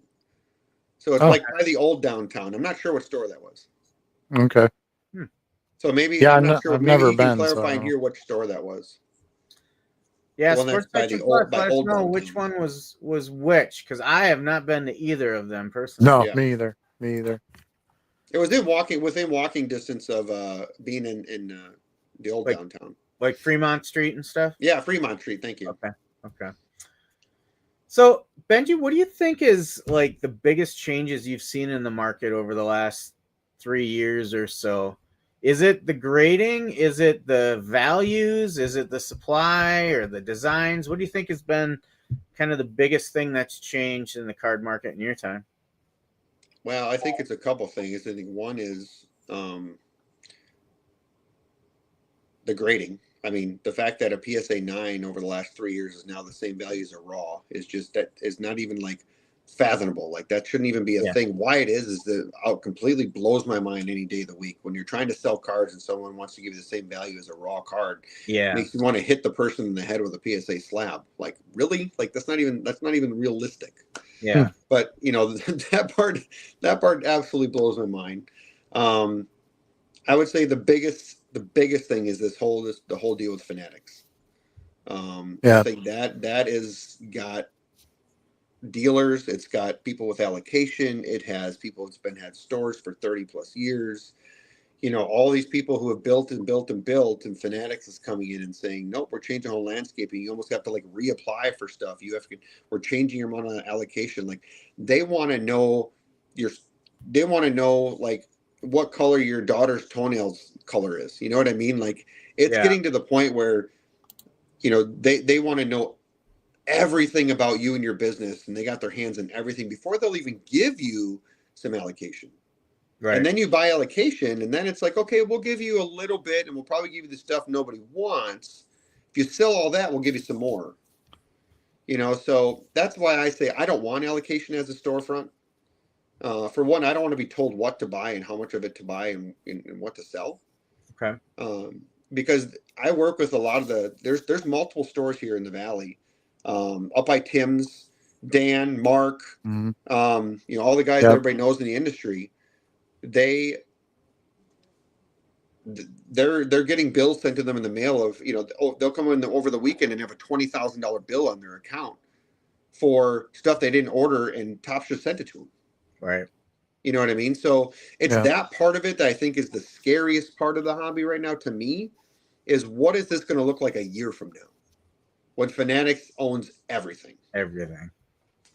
I just want to make sure that you guys keep breaking the boxes, because I don't want to have to open stuff.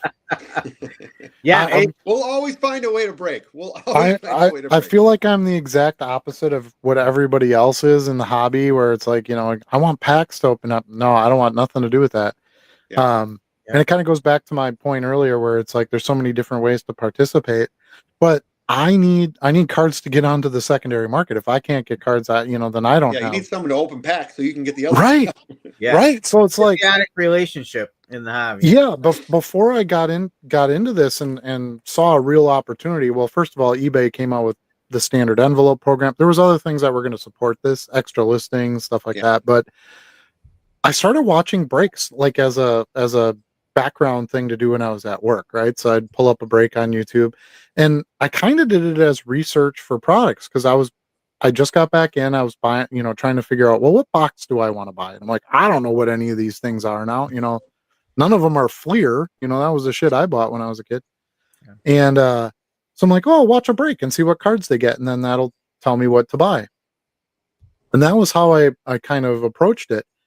And then I started thinking about it. I'm like, wait, if they're opening all these cards, like it was like a 10 case break and like all this stuff. And I'm like, where the hell do those cards go? Like, those people don't want all those cards. Where are they? And I was like, I got to get those cards. That's what that was to me the spot, like your guys who come in and buy your vet base, right? I mean, I was like, you can do something with those cards. So it's kind of interesting, like, one man's waste is another man's, profit margin, or business or trade or whatever you want to call it. But that's what appealed to me. And I'm kind of like you, where it's volume based, right? So you're not going to make a lot of money on a $1.99 card. Margins are fantastic. If you pay a penny and sell it for $2, margin is there, even after expenses.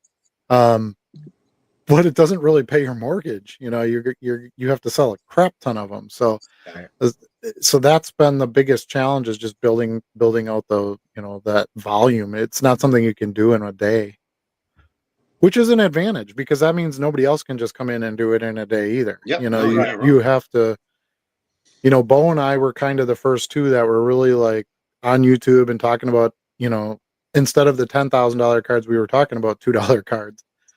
And people were like, what are you doing? Like, you're wasting your time. I'm like, yeah, well, you haven't thought it all the way through. Well, I think selling singles is if you build it, they will come. Exactly. Because it takes a while to Yep. build, but once it's there, then it starts continuing. Yeah. But it's definitely not sexy and fun like the chase card, right. Well, and we talk about that a lot about, you can build a brand, just you're not just, oh, I sell stuff on eBay. Well, no, build a brand, get a logo, get business cards, be a real business. Yeah.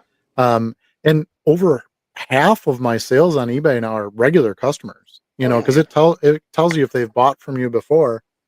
And it's funny, I know when I get good stuff and I list it, I'll sell it instantly, which is kind of crazy when you're just listening to buy it now on eBay.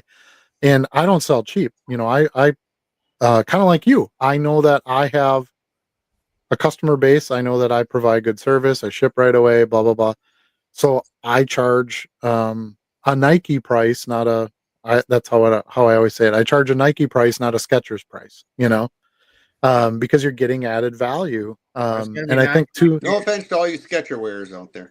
Right.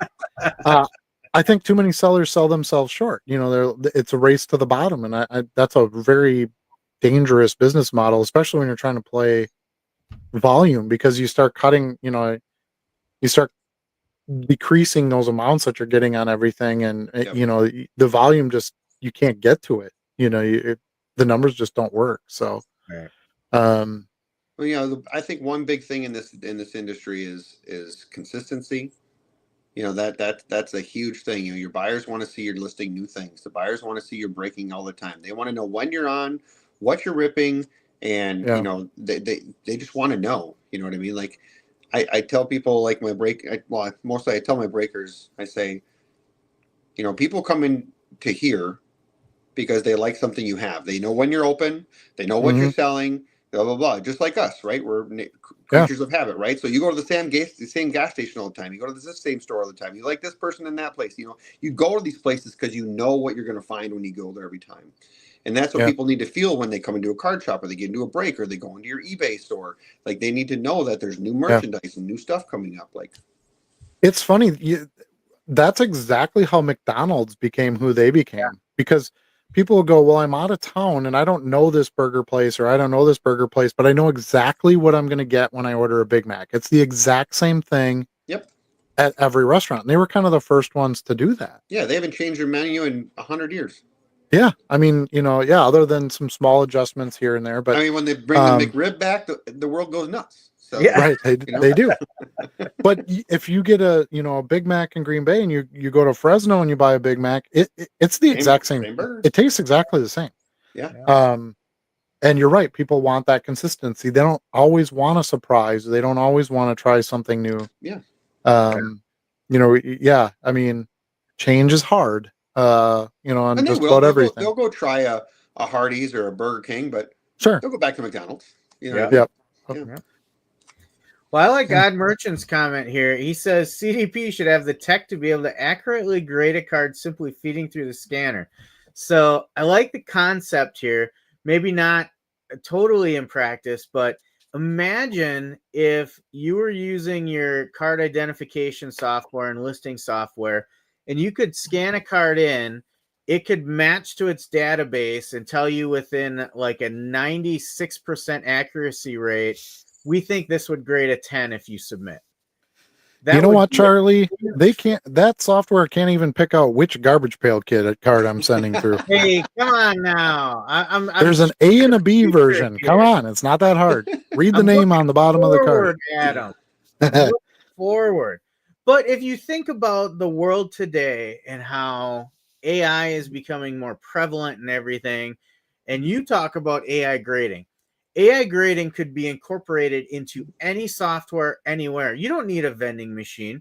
You don't necessarily even need to have software that officially grades it for you, but does a pre-grade and say, based on our database results and comparisons and eBay reviews and all of those, hey, you have a high probability of getting a 10 on this if you submit it. But you want it actually graded. You want it encased. You want it slabbed. You want a number. So you need a vending machine for that, because you need something that's going to put it in a tamper-proof case so that once AI says this is what it is, it doesn't get changed. Oh yeah, that's very true. Yep. Yeah. In the end, you want it. So you need that final result. Yep. Do you know what Card Dealer Pro is, Benji? Are you Oh, of familiar course, with yeah. I that mean, software? Okay. I didn't know we if you were using it I at have all. I know you use it and bring it. You've brought it to the shows to kind of show people Yeah. what it is. Yeah. But I have plenty of friends that use it like crazy. Yeah. Yeah.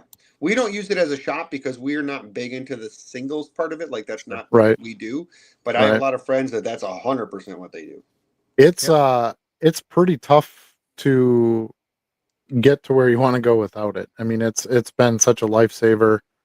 I think we've been probably about a year and a half or so. We've been using it religiously, and it doesn't scan everything. You can't scan every card. You need, if you want to give a good impression to the buyer of a refractor, it doesn't come through on a scanner correctly. Yeah. Well, I think the you biggest need to thing he said to photograph me, it. the biggest thing he said to me, or my friend said to me about using one of those, because I've looked into it a few times, was they said you have to stay organized from the beginning. You have to have sets and certain kind of sets. You got to have refractors and these type of things all together, which makes your life a lot easier. When you're scanning, you can scan all those at the same time. They go into the same bucket. Because if you put in 50 different kinds of cards from different years and different sets and different this, then your life becomes hectic because you got to go and adjust every single listing.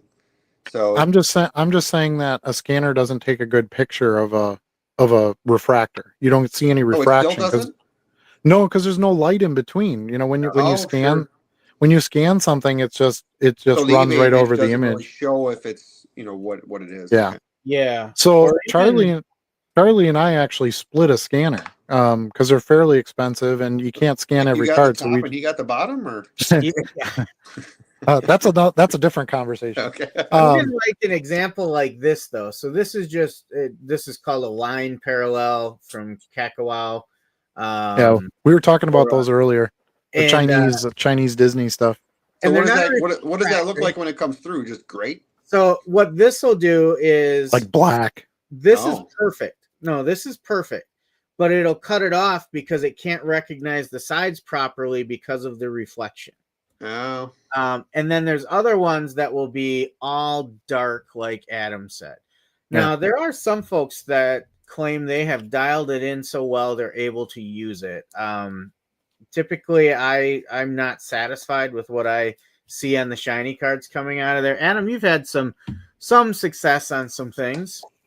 Yeah, now basically Chrome base, I now scan. I used to photo all that. First of all, there's just too much of it, and I don't feel like doing all that. But refractors and X-fractors and prism silvers, color, certain color, just doesn't. When you're trying to sell a card like that, what sells it is the shiny. It's the that's so. If you lose that, if you lose that through this. Yeah. If you lose that through the scanner, then what's the point? You're better off taking a photo. And Charlie actually designed his own little special photo box, the goat pen, we call it. And it works really well. It's just got some lights built into it, to shine accurately on the card so you don't get than your typical light box.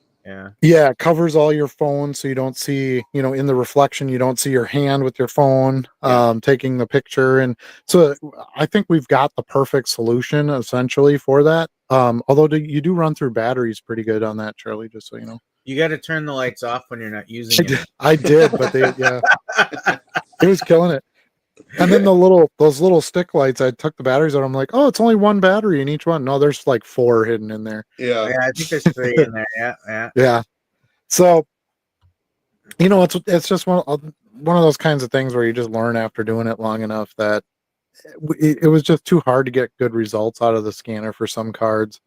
So we kind of came up with the plan like, well, let's just rotate the scanner around, and then that way it kind of forces you when you don't have the scanner to get back, because it's real easy to just grab the stuff you can scan because it's so quick.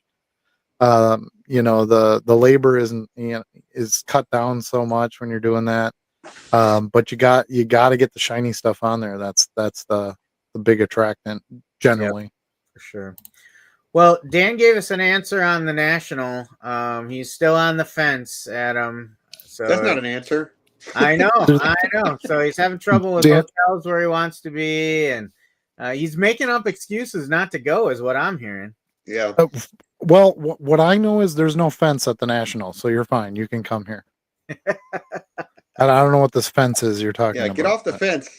Yeah, get off the fence. Get your butt over here. Yep.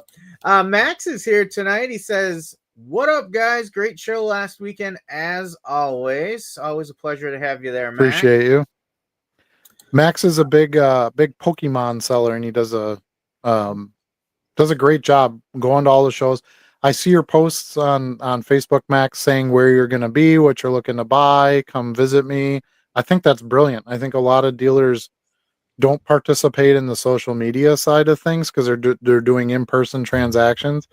But I think that's really helped you build. And I know there's a lot of people who come in that are like, we're looking for Max. You know, they've kind of got you all figured out already. You know, even before they get to the show of what they're going to do. So, good job.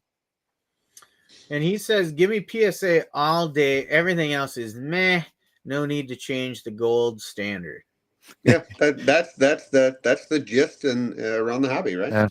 Yeah. He goes on to say BGS has had most of the market share up until 2017, 2018, and that's when it started to slide. PSA was almost only vintage, and SGC was only tobacco cards. Wow, how He's right. changed, huh? Yeah, and he's right because, you know, I don't know if you guys how heavy you were into it before the 2017-18 year there, but it was BGS. BGS, yep. You wanted BGS 9.5s, you know, yep. Those were as good as PSA 10s, and it gave you that little bit of wiggle room, right? To, you know, in the grade. And that's precisely my point about the AI grading and a machine and using a different, well, hell, PSA could do it. You know, I mean, it doesn't have to go to another company, but can PSA lose their market share? Absolutely. They could. If somebody comes out with a better product and the secondary market says this is what we want, that's it. So here's something about PSA and grading that also doesn't make sense to me. So you can take a BGS card and you can send it to PSA in the BGS slab and say, look at this card and tell me if it's worth this grade or higher or lower. But you can't get a card right when it's raw. Right. Yeah, there's just so much with the human element. And I'm sure they're trained well, and they, you know, but they're looking at a lot of cards for only a few seconds at a time, and there's just a lot of parts of it I don't like. Now, I agree with Max. Almost all my PC is PSA graded cards because it's an investment collection for me. Yep. And if I'm going to buy a high end card, like other than that, the 1,000 stripe BGS, it's really hard to say I'm not going to go with PSA. It doesn't make a lot of sense. And if you ever decide to get out, it's an easy sell. You're going to have 100%. Buyers. Yep. So until that changes, that's it. I'm going to buy PSA graded stuff. He's exactly right. That's the gold standard, and you know, we'll see what the future holds. I do like Arena Club. I think what they're doing is kind of cool. I like the where you can buy into the random. Make that trade with Derek Jeter. Benji, just to clue you in on this. So I was there like the first year when Arena was, you know, trying to get some business, and they brought Jeter to the booth, and he was there like 2 minutes before I got there. And I pulled a Jordan. They had some like game you could play to try to get a pack, and I did that, and I pulled a Jordan Alvarez game used bat rookie card. Like, it's a pretty decent card. And but the deal was whatever you opened, you know, if you got a good card, you had to allow Arena Club to keep it, grade it. You know, they sent you the results later on, and then you could have it shipped if you wanted to. So I'm like, I got nothing into this. I'll just keep it at Arena Club. But you can pitch trades to Derek Jeter. And I've been pitching a trade to Derek Jeter, and I can never get any response from him. So I don't know. He must not like Jordan Alvarez or something. But yeah, I'm sure he's not involved as much in that way now. That was, you know, 5-6 years ago. But I like their virtual slab packs that you can buy at different levels, and you know, it is vaulted, so the card is there.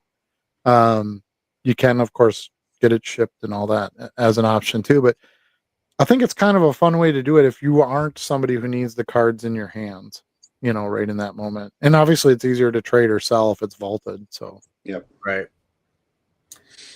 Wolfie Joe says 702 is way south, but that does me no good because I always get disoriented in Vegas.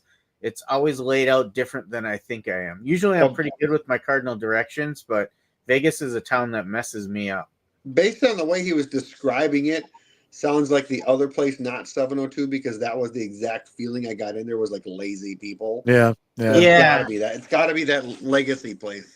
And sports section says it was the place across from the Heart Attack Grill, whatever that is. But again, he says just lazy people there. So I've been at a lot of Heart Attack Grills, so that's hard for me to say which one it was. Odd Merchant says 9 sell for the same as Raw when the card is not scarce. Yeah, So, that's about right. Yeah, you get a good card. It also 9 will still get you some value. It also depends I think on people that are new to the hobby think that applies to all cards. I also think it depends on the card, age, condition sensitive. If you have a condition sensitive card and you get a 9, you're probably still going to get a bump over Raw.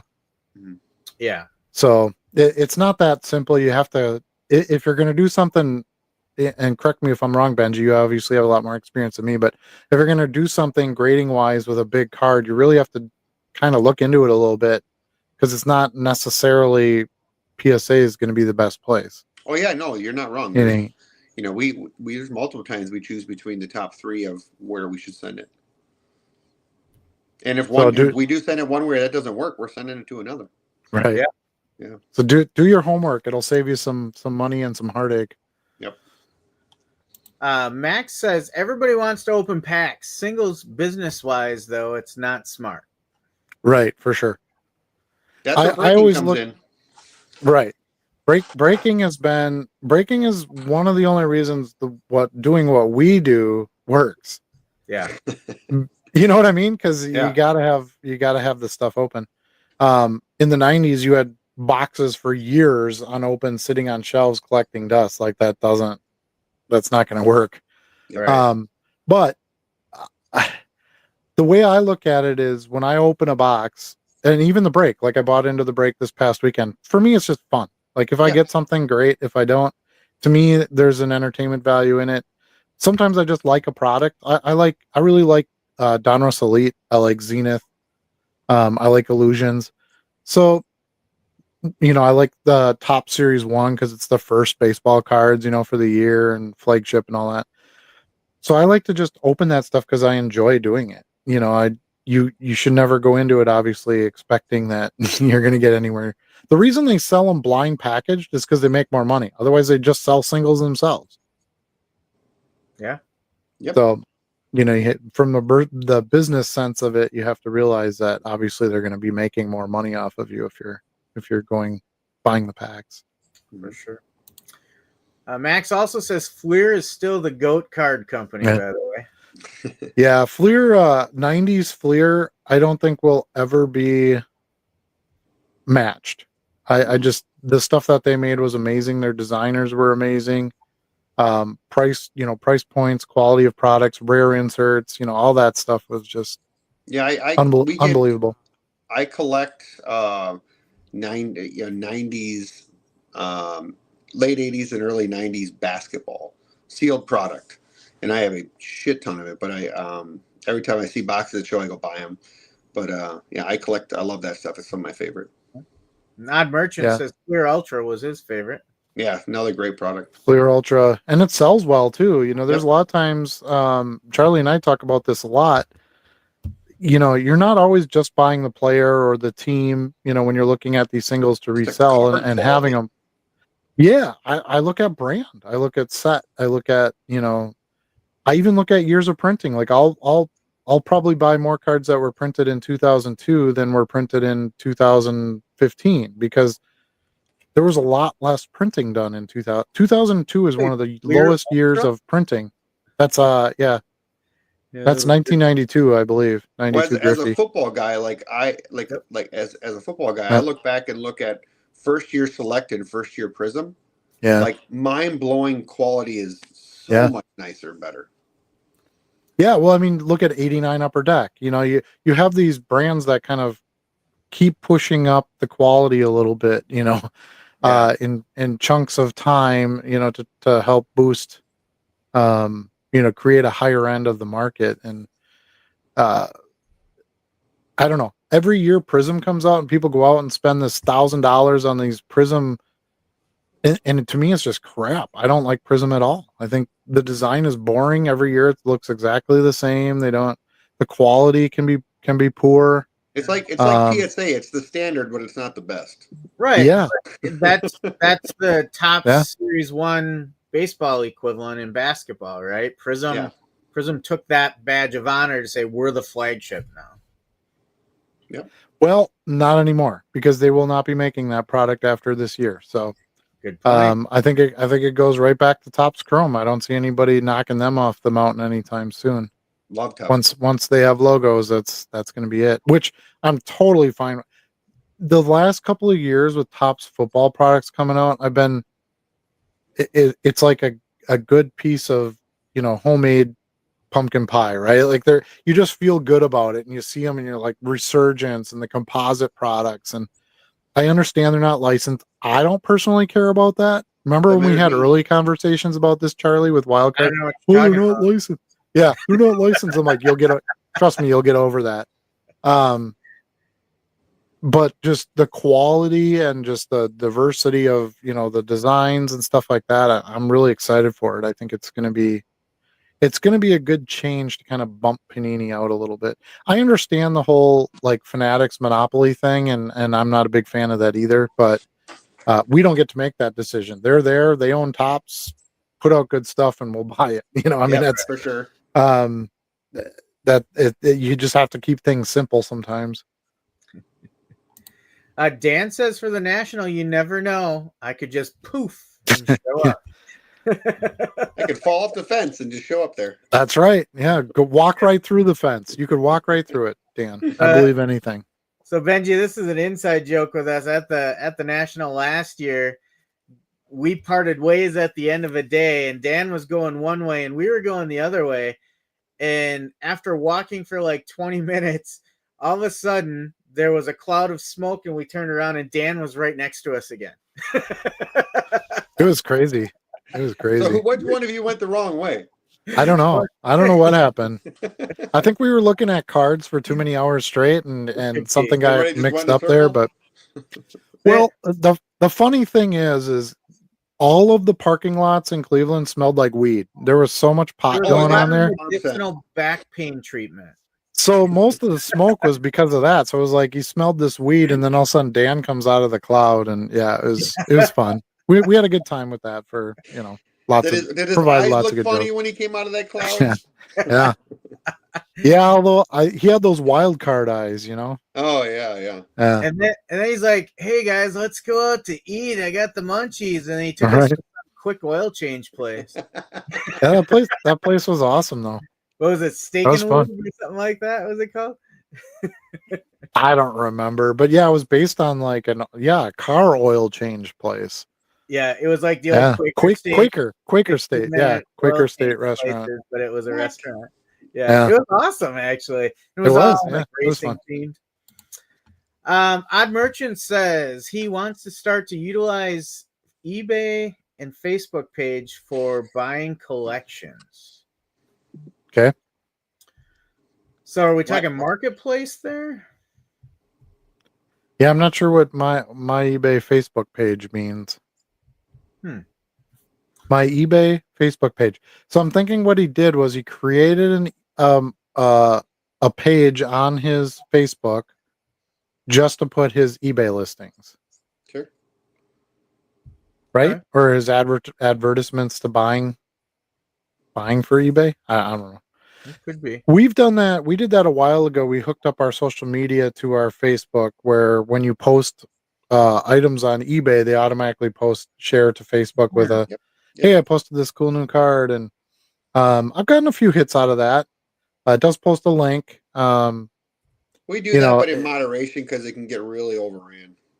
Yeah, well, they actually kind of self-control too, because Facebook will only post so many of them, and Oh, then they that's just true, yeah. don't. Then they fall. So, Right. yeah, because it could get nauseating after a while.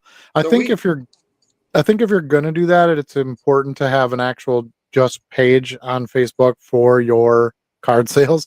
Like if you're Yeah. gonna do it to your personal Facebook, you're gonna piss off all your grandmas, yeah, for and you sure. don't want to do that. Yeah.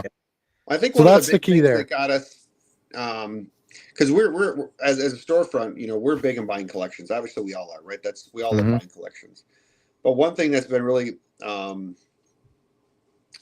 a huge buyer for collections for me is we do commercials on TV, Hmm. and we run them on the news, um, early morning and late evenings, and we target that certain crowd Hmm. that's watching the news at Yep. those times of day, and it's worked like a gem. Do they still have news? I don't know. Yeah, they I do. watch it I haven't every watched morning, that. Adam. Yep. Wow, crazy. So I didn't Yeah, think it no, would I work, think but yeah, for that, when you're targeting that certain person, you want to sell your card, their yeah. cards to you. That worked out great. Yeah, I know another big collection buyer, and he still puts like stuff on in the newspapers and stuff, Yeah. Yeah. and because you're right, I think a lot of times your seller for that, then who you're basically trying to approach the seller is going to be somebody older who's been collecting for a lot of years, doesn't want to deal with it anymore, Yep. moving on from it, so that kind of thing. Because those are usually the best collections to buy, where they actually have some vintage and Yep. um, 90s inserts and things like that. Because Yep. I don't know, I feel like when you go to card shows and I'm digging through boxes, it's like ultra modern, ultra modern, ultra modern. Oh look, some 90s stuff. I'll look through those. It just it just feels like it's junk wax all over again to some degree. Yeah. Um, You're not wrong. A lot of people call it that. yeah, so I try to, other than like certain cards or good eye appeal or certain players or whatever. I just don't buy much of it anymore. I really look for a lot of other things. Non-sport is the thing right now for me, for sure. Yeah. Yeah, I know we were going to touch base on non-sport stuff a little bit. Yeah, yeah. Well, here it is. Touch base. Your turn, Benji. No, I just Yeah, I just think that non-sports is growing like crazy, and I think yeah. when you look at TCG and Pokemon right now is absolutely out of its mind. But Yeah. when you look at other things that we talked about early, Adam, is like your Star Wars and your Hmm. you look back at your 80s, 90s, and 70s, early sports stuff, Nash, GI Joe, like all Hmm. these different cards and stuff that are out there that are coming back now with Marvels and Disney and all those kind of things. Like there is a huge market out there for that. That if you're not into that, you should be. And it kind of goes back to what we were just talking about. They don't produce as much of it, so Right. it feels like you could get into it, and you're not going to see a ton of competition with it. It's you buy a box of Prism, and how many cards of that player do they print in a Prism set? 500,000 or something. I mean, it's like I think it's it's in infinity. yeah, kind of It kind of like never the ends. 89 Griffey, where they just kept printing sheets, when there would be more boxes to sell. Um, so I just like that. And there's some advantages to some non-sport stuff too, because in sport, you got this player, there's only certain positions that really sell, and you got to have a long career to hold value and blah blah blah. Superman is Superman. Like you're not going to take him away. He's going to be around forever. He can be in new stories. He doesn't have to retire 3 times. Um, he doesn't, he doesn't have to sell out and go to the Pittsburgh Steelers. I mean, um, I feel like there's a lot more that can kind of hold up with some of that, and you can make some really cool cards. There's some neat stuff you can do with that is just more difficult with sports. A guy running around the field with a ball in his hand is a guy running around the field with his ball. How many different ways are you going to shoot that and make that more exciting versus Yeah. think of all the images of Superman you can do. I mean, there's Yeah. great stuff out there. So yeah, I'm hoping that we saw a little bump in non-sport production in like probably early to mid 2000s, where you had like Cryptozoic and Inkworks and some of those companies coming out and doing some TV shows and, you know, things like that. And then that kind of just died. And we don't really have much coming out right now for like modern shows or movies or anything. So I'm kind of hoping that, you know, as things are moving forward with Pokemon being so popular and that some of these companies are like, hey, we could make some Oh yeah. cards about the new Stitch movie, or we can make some cards about, you know, um, and kind of bring some of that back, because I love that stuff. If I dig through a box and it there's a little section of non-sport in the back, that's the first spot I go to. Yeah. And you gotta bring up the name V Friends. You got to bring that up because And it's the the V hottest Friends thing in and the cards V right Friends, yeah, even, and you're right, that's a good point. It doesn't necessarily, just because it's non-sport doesn't mean it has to be produced of some sort of property that's out there. It could be something completely new. Um, Yeah, you know, and the V Friends with its popularity, I mean, obviously they've really proven that you can take something from scratch. Now they do have a good machine behind them. I mean, Gary Vaynerchuk is the real deal. Um, I'm surprised he didn't make cards of wine, because you know that's how he started out. Was It might be in he his other character list. started a winery? Yeah. Yeah, Working on that stuff. but you know, I think it's the right time for that kind of thing, obviously, because it's doing really well. And I know, Benji, you're talking about, well, I saw on your Facebook page you're doing breaks of it and stuff Yeah, too, we've done so, breaks of it. It's the absolute hottest thing on the market right now. which is insane, right? I mean, you think of all the things that are out there and it's V Friends, you know. um Even Pokemon sometimes surprises me. I'll see like a 65-year-old man go up to the table and say, you know, hey, do you have any Pikachus? And I'm like, what is going on? You know, nothing wrong, absolutely No. wrong with it. But it's just, it's like, why is this person interested in Pikachu? You know, um, but why not? Right? If you think it's fun and you know you like it, or you think it's a good investment or a flip opportunity, whatever your reason is, Yeah. put it out there, try it, you know, make some cool stuff and see how it goes. I really like the new Bo Jackson game. I like the cards. There's some nice parallels of it. Yeah. They have some, He and takes they're all on card autos. all on card autos. You know, some creative kind of superhero styled characters of different players. And It's definitely growing. to me, that's a sign that non-sport and gaming has grown so much that even the sports kind of wants to get into it. Yeah. So yeah, I wouldn't sleep on any of that stuff. One of my favorite booths at the National this past year was the Kakao booth. The stuff they had, they weren't selling anything. It was all like just, I don't even think they had anybody working there. It was just like a bunch of collector's cases with a bunch of really cool cards Yeah, on I never display. really saw anybody there. Yeah, but the stuff was amazing. I was like, this is what I want. I want all this. And I've been buying up as much as I can, and it sells really well too. Well, V Friends is going to have a booth at Nationals this year, and I think it's They going to did be last just year too. lights out. Yeah, but Yeah. like people didn't really know. Like, think this year is going to be like one of the most sought after booths to go to. Yeah, for sure. Now that they have, I thought it was smart to go to Topps Chrome. You know, kind of a trusted brand, and you know, a very popular release for, you know, many sports products is Topps Chrome. So I think that was a pretty good move. I'm not sure who did their printing for like the premiere set or the initial set, because they had cards out before the Topps Chrome set. Yep. Yeah. But I think Which that are was a good extremely move. valuable now. Right. Yeah. So my little robot out of 50 that I got like $400 for is probably like $5,000 now. So Yeah, you know, probably. it is what it is. But I know there's a chase card too, right? It's a black cat or something like that. The very, very, very, very black cat. Is that what it is? Yeah, the very black cat. Okay. Yeah. Have you pulled one of those yet? Oh yeah, we pulled. Yeah, because the cats are all the same image. They just have different colored eyes, and the different colored eyes affect like how valuable it is. Okay, interesting. Yeah. So I don't know much about it, but I'd be willing to pick up some V Friends and list them and give it a shot for sure. We have a bunch of commons here. I'm actually putting together the base set right now of just the commons. But my wife just commented in the thing, you didn't tell me V-Friends was going to be at the National. She says, now I'm going. So she's become a So big, she doesn't like cards at all, but she's found this and she's fell in love with like the V-Friends, and the community is amazing.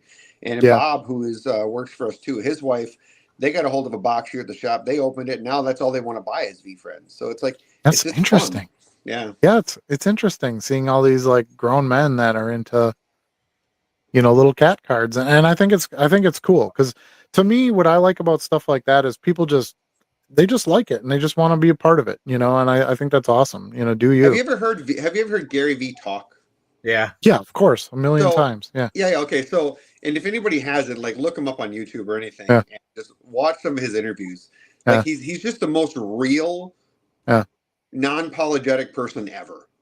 He's You know? very confident. Yeah. He really talks about, do this, do this, do this. Yeah, have you ever watched any of his videos where he goes and buys coffee mugs at rummage sales? I have to check Okay, that so out. he has a series where once in a while, now he has somebody drive him around, which makes it even more funny. Because I don't think he drives anymore, but he every once in a while he'll get up early on a Saturday morning and he'll go to rummage sales and try to buy coffee mugs to flip. And you got to watch those videos because it's crazy how he like works with these, ladies trying to sell this stuff at a rummage sale. Um, and then it kind of brings it back to the car and he'll be like, oh, this one, it's got this Starbucks and it's got this thing on it. I can get $10 for it, blah, blah, blah. So it's like, and the reason I bring it up is because I feel like he's obviously wealthy and successful and all that, but he's very grounded. Like he goes to Oh yeah, rummage sales and buys for sure. coffee mugs and he knows about coffee mugs and spending 50 cents and flipping it for $10. Like he still has that base. Um, where people can really, really believe him, and he's inspired quite a few people. Card Yeah, Collector too is a, uh, you know, big Gary V fan, and yeah. they've collaborated on a couple of things, and he credits him with a lot of his success. To bring it back into the card world.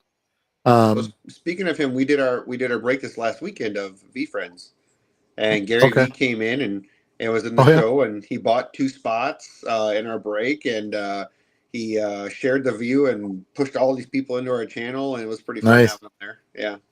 Yeah, he is You did it, kind. Bengi. Diana says she's crashing boys weekend. She's going. Yeah, I figured that was coming. Yeah. She can hang out with my wife if she gets tired of it, because my wife is going this year too.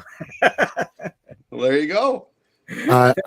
I will not be doing that. I'll be there all by myself, and I can't wait. It'll be fun. Me and my boxes of non-sport, my 10-cent non-sport boxes. I'm killing it. That's my plan for the whole week. Just like every year. I've been talking about this for the past few years that I go to the National to buy non-sport cards, and people look at me like why would you do that? And I'm like, that's the exact place you need to buy them at. Yeah, for You sure. know. So You can't find enough of them really around here. We gotta venture out. pretty Right. much. Yep. Max says a lot of money flows in and out of the grading sphere because of cracking, though, too. He thinks AI would eventually decrease the amount of money spent in grading over time. That could be. Yeah, because it would defeat the purpose. If you crack it and put it in the machine, in theory, you should get the exact same grade. So why would you do that? Yep. That's true. I think, to me, the biggest barrier to grading is, and that's why GameStop has done so well since they started doing it. But to me, the biggest barrier is the submission itself. Sending it in, writing it all down, and well, I don't know what this is worth. So what are they going to charge me? And then you wait to get it sent back to you, and blah blah blah. If you could put it in the machine, put your $50, and they just charged a flat price to charge, to grade any card. Yeah, but you know what else they're doing, right?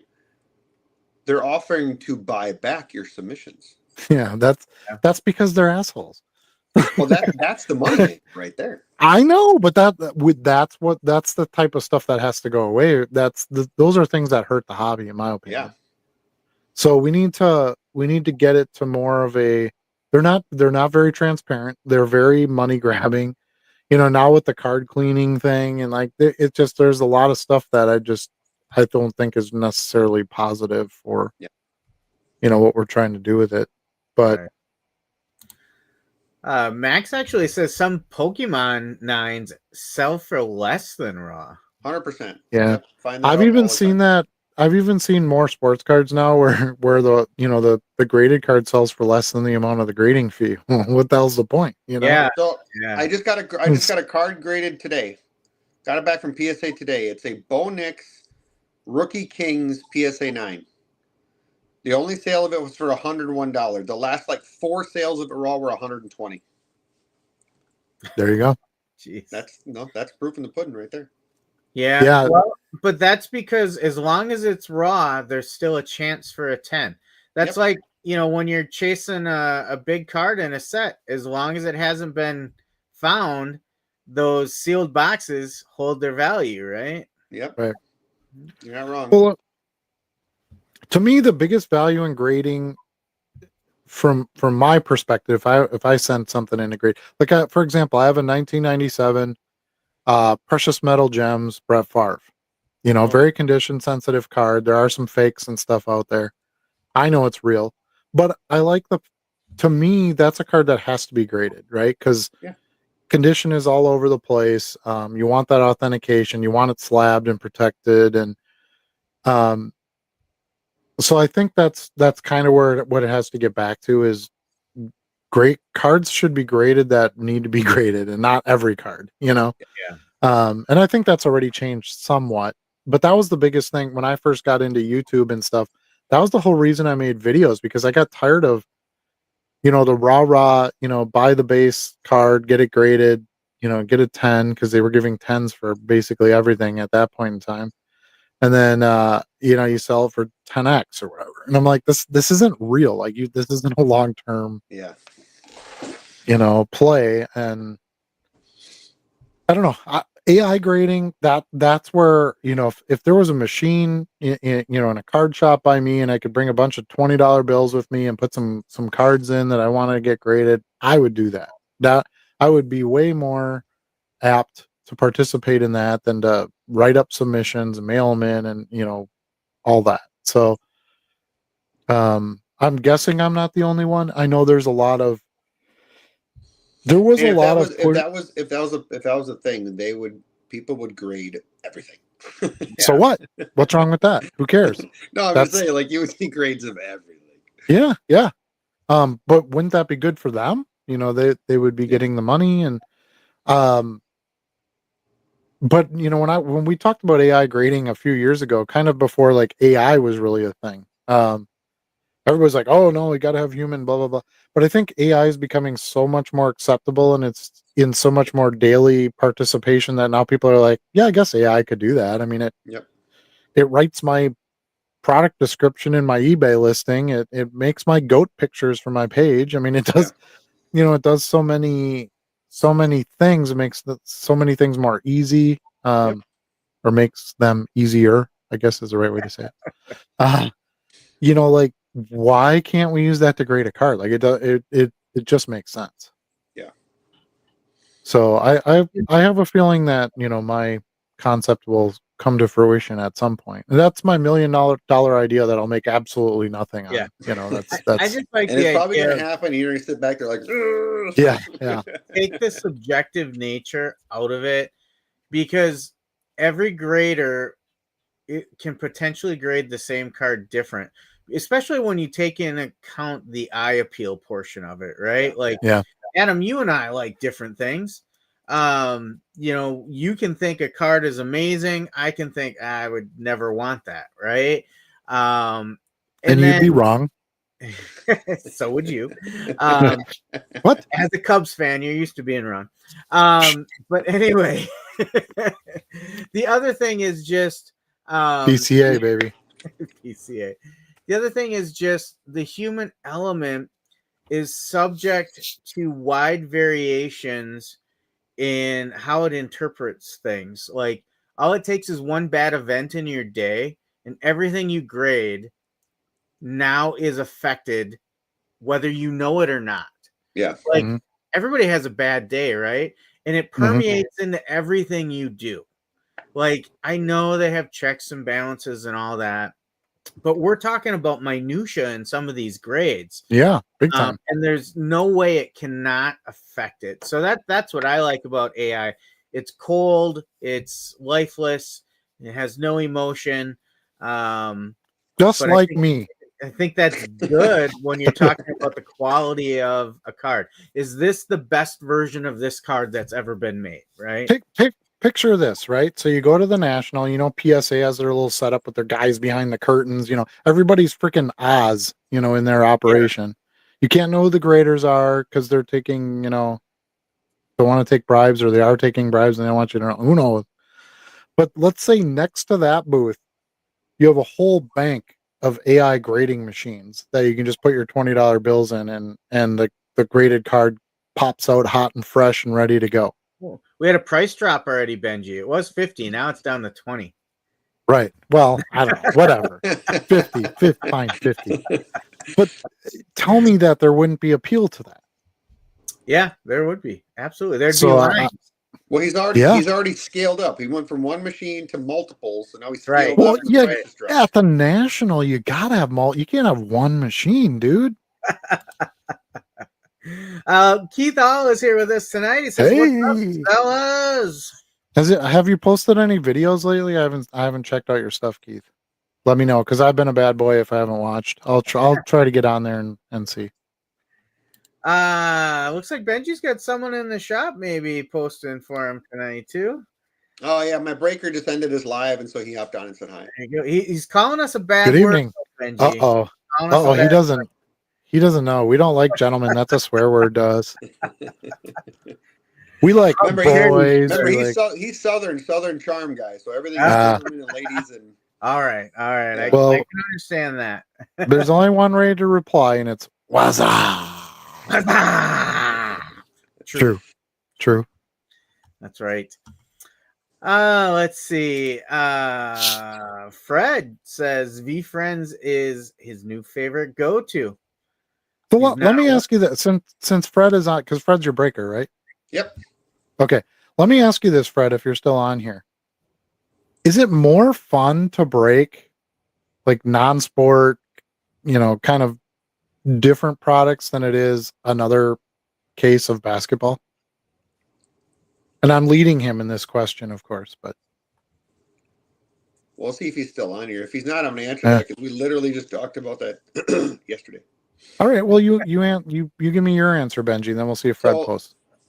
Him and I actually had this conversation yesterday because V-Friends is hard to find, so I found some more. Sure. And so we're put the break together. He was super pumped about it, but the one thing he said to me was, he's like, I just feel like football cards and baseball cards and basketball cards is very just the same. It's very minute and like there it the is. Same stuff, and people are buying into the same thing. Mm-hmm. And that's when he was talking more about doing V-Friends or doing, some of the non-sport stuff, which he wants to do more of because it's fun. Right. Yeah. So it's funny you say that because we just had that conversation yesterday. Look into the Kakawau stuff. I think I don't know what the return is on breaks or anything. Obviously, you'd have to do that research. That's not my area, but the products are amazing. If you can get a hold of them, they're only released in China. You have to import. But if you can find somebody that's got some available in the States or whatever, you can pick it up and try it. But they make really quality products. They have interesting characters. I mean, I got a Buddy the Elf card. There's good parallels. There's one of ones. Cool. There's the designs are really nice. You were saying about your community, right? And people who purchase me. Like, our people are basically like whatever we put up, they're into. Like, are you running this? Yeah, let's try that. That looks fun. Like, so cool. They're just as into it as we are. Yeah, I just don't know about price points on some of that. It's the stuff when we were buying like the Warner Brothers stuff or the Disney 100, which was like sets from, a couple of years ago, wasn't too bad. But now like prices are weird. We saw, what was it? A blaster box of the new Kakawau Aura stuff. It was $229 for a blaster or something. Right. Yeah. So you'd obviously have to do better than that if you were gonna try to do something with it. But that's on the same almost aspect as the ratios with V-Friends. V-Friends came out at $30 a blaster. They're $150 a blaster right now. Whew.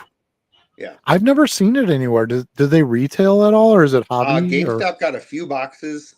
Shields got like one case. Oh, jeez. But it really was more for, they didn't do much retail on it. It was more Yeah. they used the community to get the word out than retailers. Because it's almost like you could put, by the time they put it on the shelf, nobody really knew what it was. So they used the community to get the word out and get people breaking it. So Yeah, because V Friends isn't really new. I mean the Topps Chrome product is, yes, but yeah, it's been it's on been YouTube around. it's been on YouTube for a while. Yeah, well, not just, well, he does have like the character storyline stuff and all Yeah. that, because now they're working on like comic books and different Yeah. things. But the cards themselves, I mean, they were out, a couple of years ago. I remember seeing them, and I got that card at the National. The VIPs each got a promo card thing.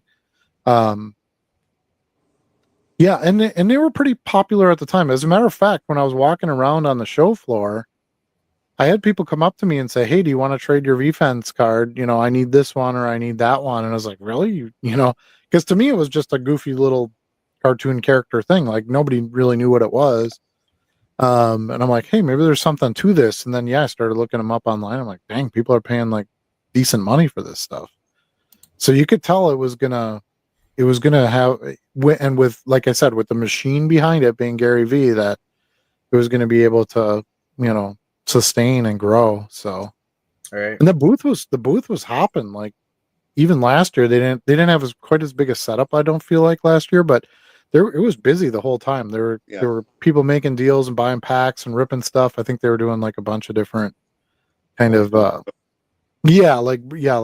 break for, rip for promo items and stuff like that. Yeah. So yeah, I think if they continue to promote it the way they are, I could see it continuing to do very well. Max says Gary's an awesome guy. Met him in Chicago a few years ago. Actually participates, not just a money grab for him. Yep. Yeah, I mean, I haven't talked to him myself, but I've seen him around on the floor and he's constantly doing interviews and talking about cards, and because he was a big proponent of the sports card boom. He was doing a lot of sports cards. He's ripped some big boxes on live channels. Yeah, so like Exquisite and stuff like that. He ripped some big boxes. Well, he's got big money. That definitely helps. Yeah. I'd rip Exquisite too if I had that kind of income. Yeah. But good for him. He's self-made. Go for it. Yep. Well, gentlemen, we're over 2 hours in, so we probably need to start thinking about a couple questions to wrap it up here. Yep. Benji, what do you think? What kind of advice would you give somebody looking to start their own breaking channel? Be prepared is probably the biggest thing. I mean, because it's not going to go your way that you wanted to on your first live or your second live or your third live. Sure. You have to the biggest thing is you stay consistent. Build your shows ahead of time. Let everybody know what is going on in the show, and then promote on your social media pages. If you do the right things in your live and you stay consistent, people will eventually start coming in. So pay to promote. You pay, $20, $30 a live to promote, just so you get those people coming in. And when they come in, run giveaways. So just like starting any business, be prepared to spend some money to grow your product. Yeah. Yeah. Do you do raids at all on Whatnot? Oh yeah, we raid with some of our favorite people that we break with or we're friends with on there. We raid back and forth all the time. That's a lot of fun. Okay. Yeah, I've heard that's a great way to really build too. Yep. I think I like what you said about be prepared to spend some money. That's a topic we get into a lot in our Discord and on this show. Is Adam and I talk about promoting on eBay when you're in a growth mode, for sure. And it's really hard sometimes for people to say, I'm not giving eBay a penny more than I have to. Yeah, we hear that all the time. Yeah, but it really is a multiplier. I've said that a couple times in this show. We've talked about multipliers of, if you really want to grow and grow at a pace, more than a snail's pace. Adam had a good point earlier about you have to be prepared for growth. So you don't want to just go from, 100 listings to 100,000 listings overnight, because you can't handle that kind of volume logistically. But you want to grow faster than average. Typically, we all want to grow faster than average. You've got to be willing to invest in some things to get you out there, because there's so much competition. Yep. And speaking of competition, when you said, what's some advice I can get, really think about what makes you different or your live different than someone else's. If you're just coming on there to rip a box or sell a card, just like everybody else on the platform, why should somebody spend money with you? So think about what you can do fun or use your own personality to create your brand. So Yeah, build a we've brand. created our own brand. Our motto is, I'll show you mine if you show me yours. Yeah. It's on the side of my car. It's all on our mats. Yep, It's all I've seen our it. break stuff. Yeah. So that's kind of a fun tagline. Do you have a tagline for your business? What's Sure. going to make people remember it? Yeah. And then Like the goat. The goat, yes, the goat. Yeah, Mhm. people love that stuff. People love They that do. stuff. They eat it up. Yeah, we get asked for merchandise all the time. Yep. More to You come on that. We do little have some goat ideas sitting there. on your computer, on your up on the stage, and everybody thought that was one of the goats they had to go find. I was asked like 30 times, and then some father came up and asked if their daughter could buy it. So don't leave your goats around; they're going to get stolen. Don't leave Yeah, them laying around. I did so. leave them up there for a while. Yeah, I didn't realize I was creating a scene. Yeah. The goats are a real thing. So speaking of that, Benji, I've got one final question for you. Yeah. What are your plans for the next goat show? You going to be back, and you have some ideas of what you want to do? Yeah, we want to. We want you back. There. Yeah, no, we appreciate that, and we want to keep breaking there. You guys have been nothing but awesome to us. So, we're going to come probably with something other than football this time. V-Friends. Maybe V-Friends if we can get our hands on it. We want to break something more, maybe non-sport. I think that would be a lot of fun. And then we're going to do a lot more to get the crowd interacted with the breaking. So we're going to do multiple giveaways. We're going to do a lot of different things throughout the show to keep everybody interacted. Love it. That's exactly what, our show is really going for. We want everybody to just come and have some fun, the hobby should be fun. It shouldn't be all about money. 100%. It shouldn't be all about stuffy, sitting down with a notebook and digging through all the card numbers. And I don't see live breaks on there anywhere. That's Not part yet. of it. Well, it is in progress. We're still this is the initial flyers. So okay. As things come about, we'll tweak it. So we haven't printed any of these. None of it's gone out. This is like our pre-show flyer. We get to see the proof before the pudding. You do, yes. Yeah, a little bit. But we do have a date for the next show. It's going to be September 28th. So we'd like to have as many of you come as possible. Yeah. We've said this before, if you're out of the area and want to come check it out, we can help you with some accommodations and, make sure you come and are shown a good time in our little town here. But yeah, Bengi will be back. We'll be breaking. They'll have their table space on the floor. Come by from them, as well as all of our other wonderful dealers. And, we've got a couple of giveaways. We have a couple more giveaways we're going to be adding to this too, that aren't on this flyer yet. But we for sure have the on-field Clinton Dix jersey and the autographed. I think it's like 11 by 14. It's huge. Yeah. Framed picture, I guess is the best way to put it. We will have a charity tied in. Do we have the charity on there yet? I can't see that. Not yet. More charity details coming soon. So the charity will be added. We'll be adding the BB break stuff, once we kind of go over that with him and we know with Bengi, I should say, not him. You're sitting right there. We'll go over some more details with that so we get it correctly on the flyers before any of this goes out. But yeah, this is kind of our first design just so we could get it out a bit. And we really look forward to it. I plan to buy into some more breaks. I really I like it live. For me, that's just more fun, to do it in like that stadium arena type setting and people cheer when a good card's pulled and, things like that. That's a lot of fun. That adds value. That excitement. Yeah, we pulled two of the biggest cards in that product. So that was pretty fun. Yeah. Jane Daniels Uptown. What was the other one? Was it Bonix Downtown? Bonix Downtown. Yeah. Jeez. And I got the Seattle Seahawks, just as a reminder to everybody out there. If you were wondering how I did it, it was not very well. So which one's better, the Uptown or the Downtown? I don't deal with those types of cards too often. So The Downtown, yeah. The Downtown. Yeah, But from what I understand, the Jaden Daniels Uptown in a PSA 10 is $1,500. yeah, Oh. yeah. And that Bo Nix Downtown in a PSA 10 is about $2,000. Yeah. Okay. So I think the Uptowns are a little bit more common, right? From what I've heard. You can only hit them in the blaster boxes. Okay. And they're a lot more common. Yeah. Yeah. So from what I heard, it was Or not blaster box. You can only hit them in retail boxes. Retail. Yeah, retail. Yeah. So I think the downtowns, they're trying to maintain the downtowns, the popularity, the value, and all that, but adding a little something so that you can get a little more taste of it, since the downtowns are so tough, by adding the uptowns, which I think is a decent move. No, Optic is a phenomenal product. They have great hits, great value, holds good long term. Yep.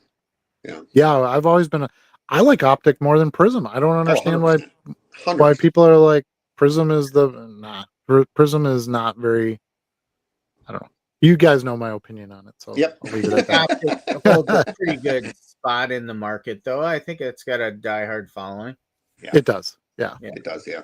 It's like some of those brands that have been around forever too, Donruss Elite, things like that. There's still buyers for that stuff, yep. And that's been around since the mid 2000s, I think. So, yeah, it'll be really interesting to see what Fanatics and Tops and what they all do now that they can start, because I think it's just a couple of months, right? And they can start doing the basketball.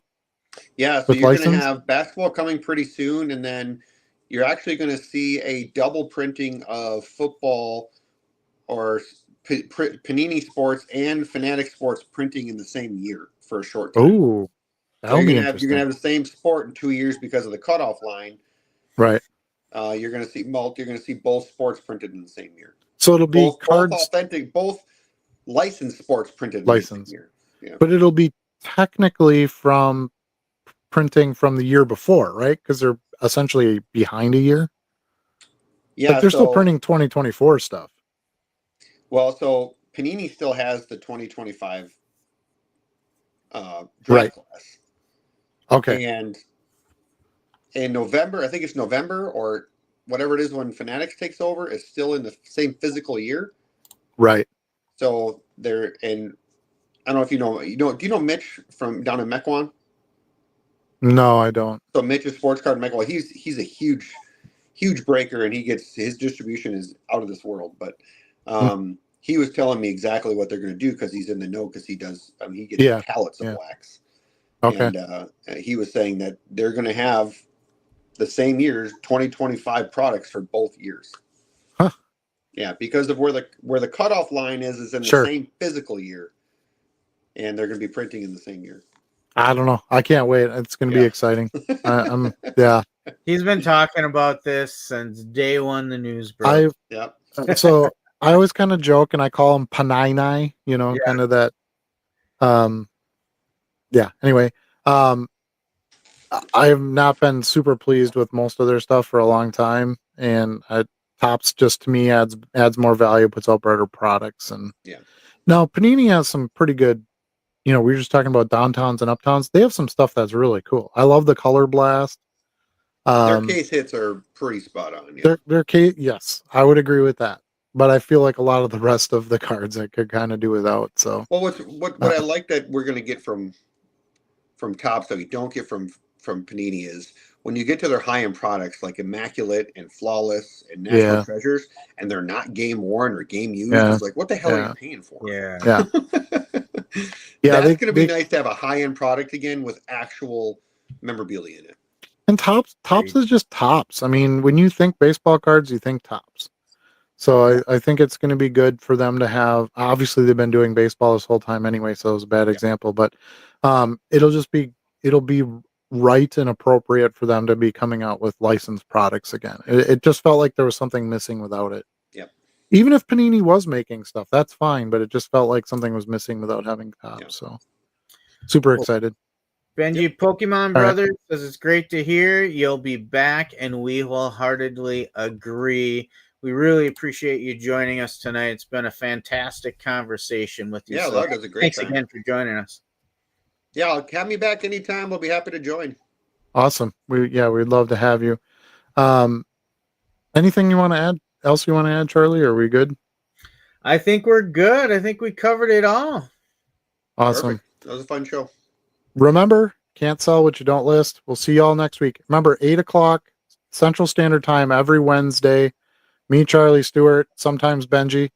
And we look forward to seeing you again.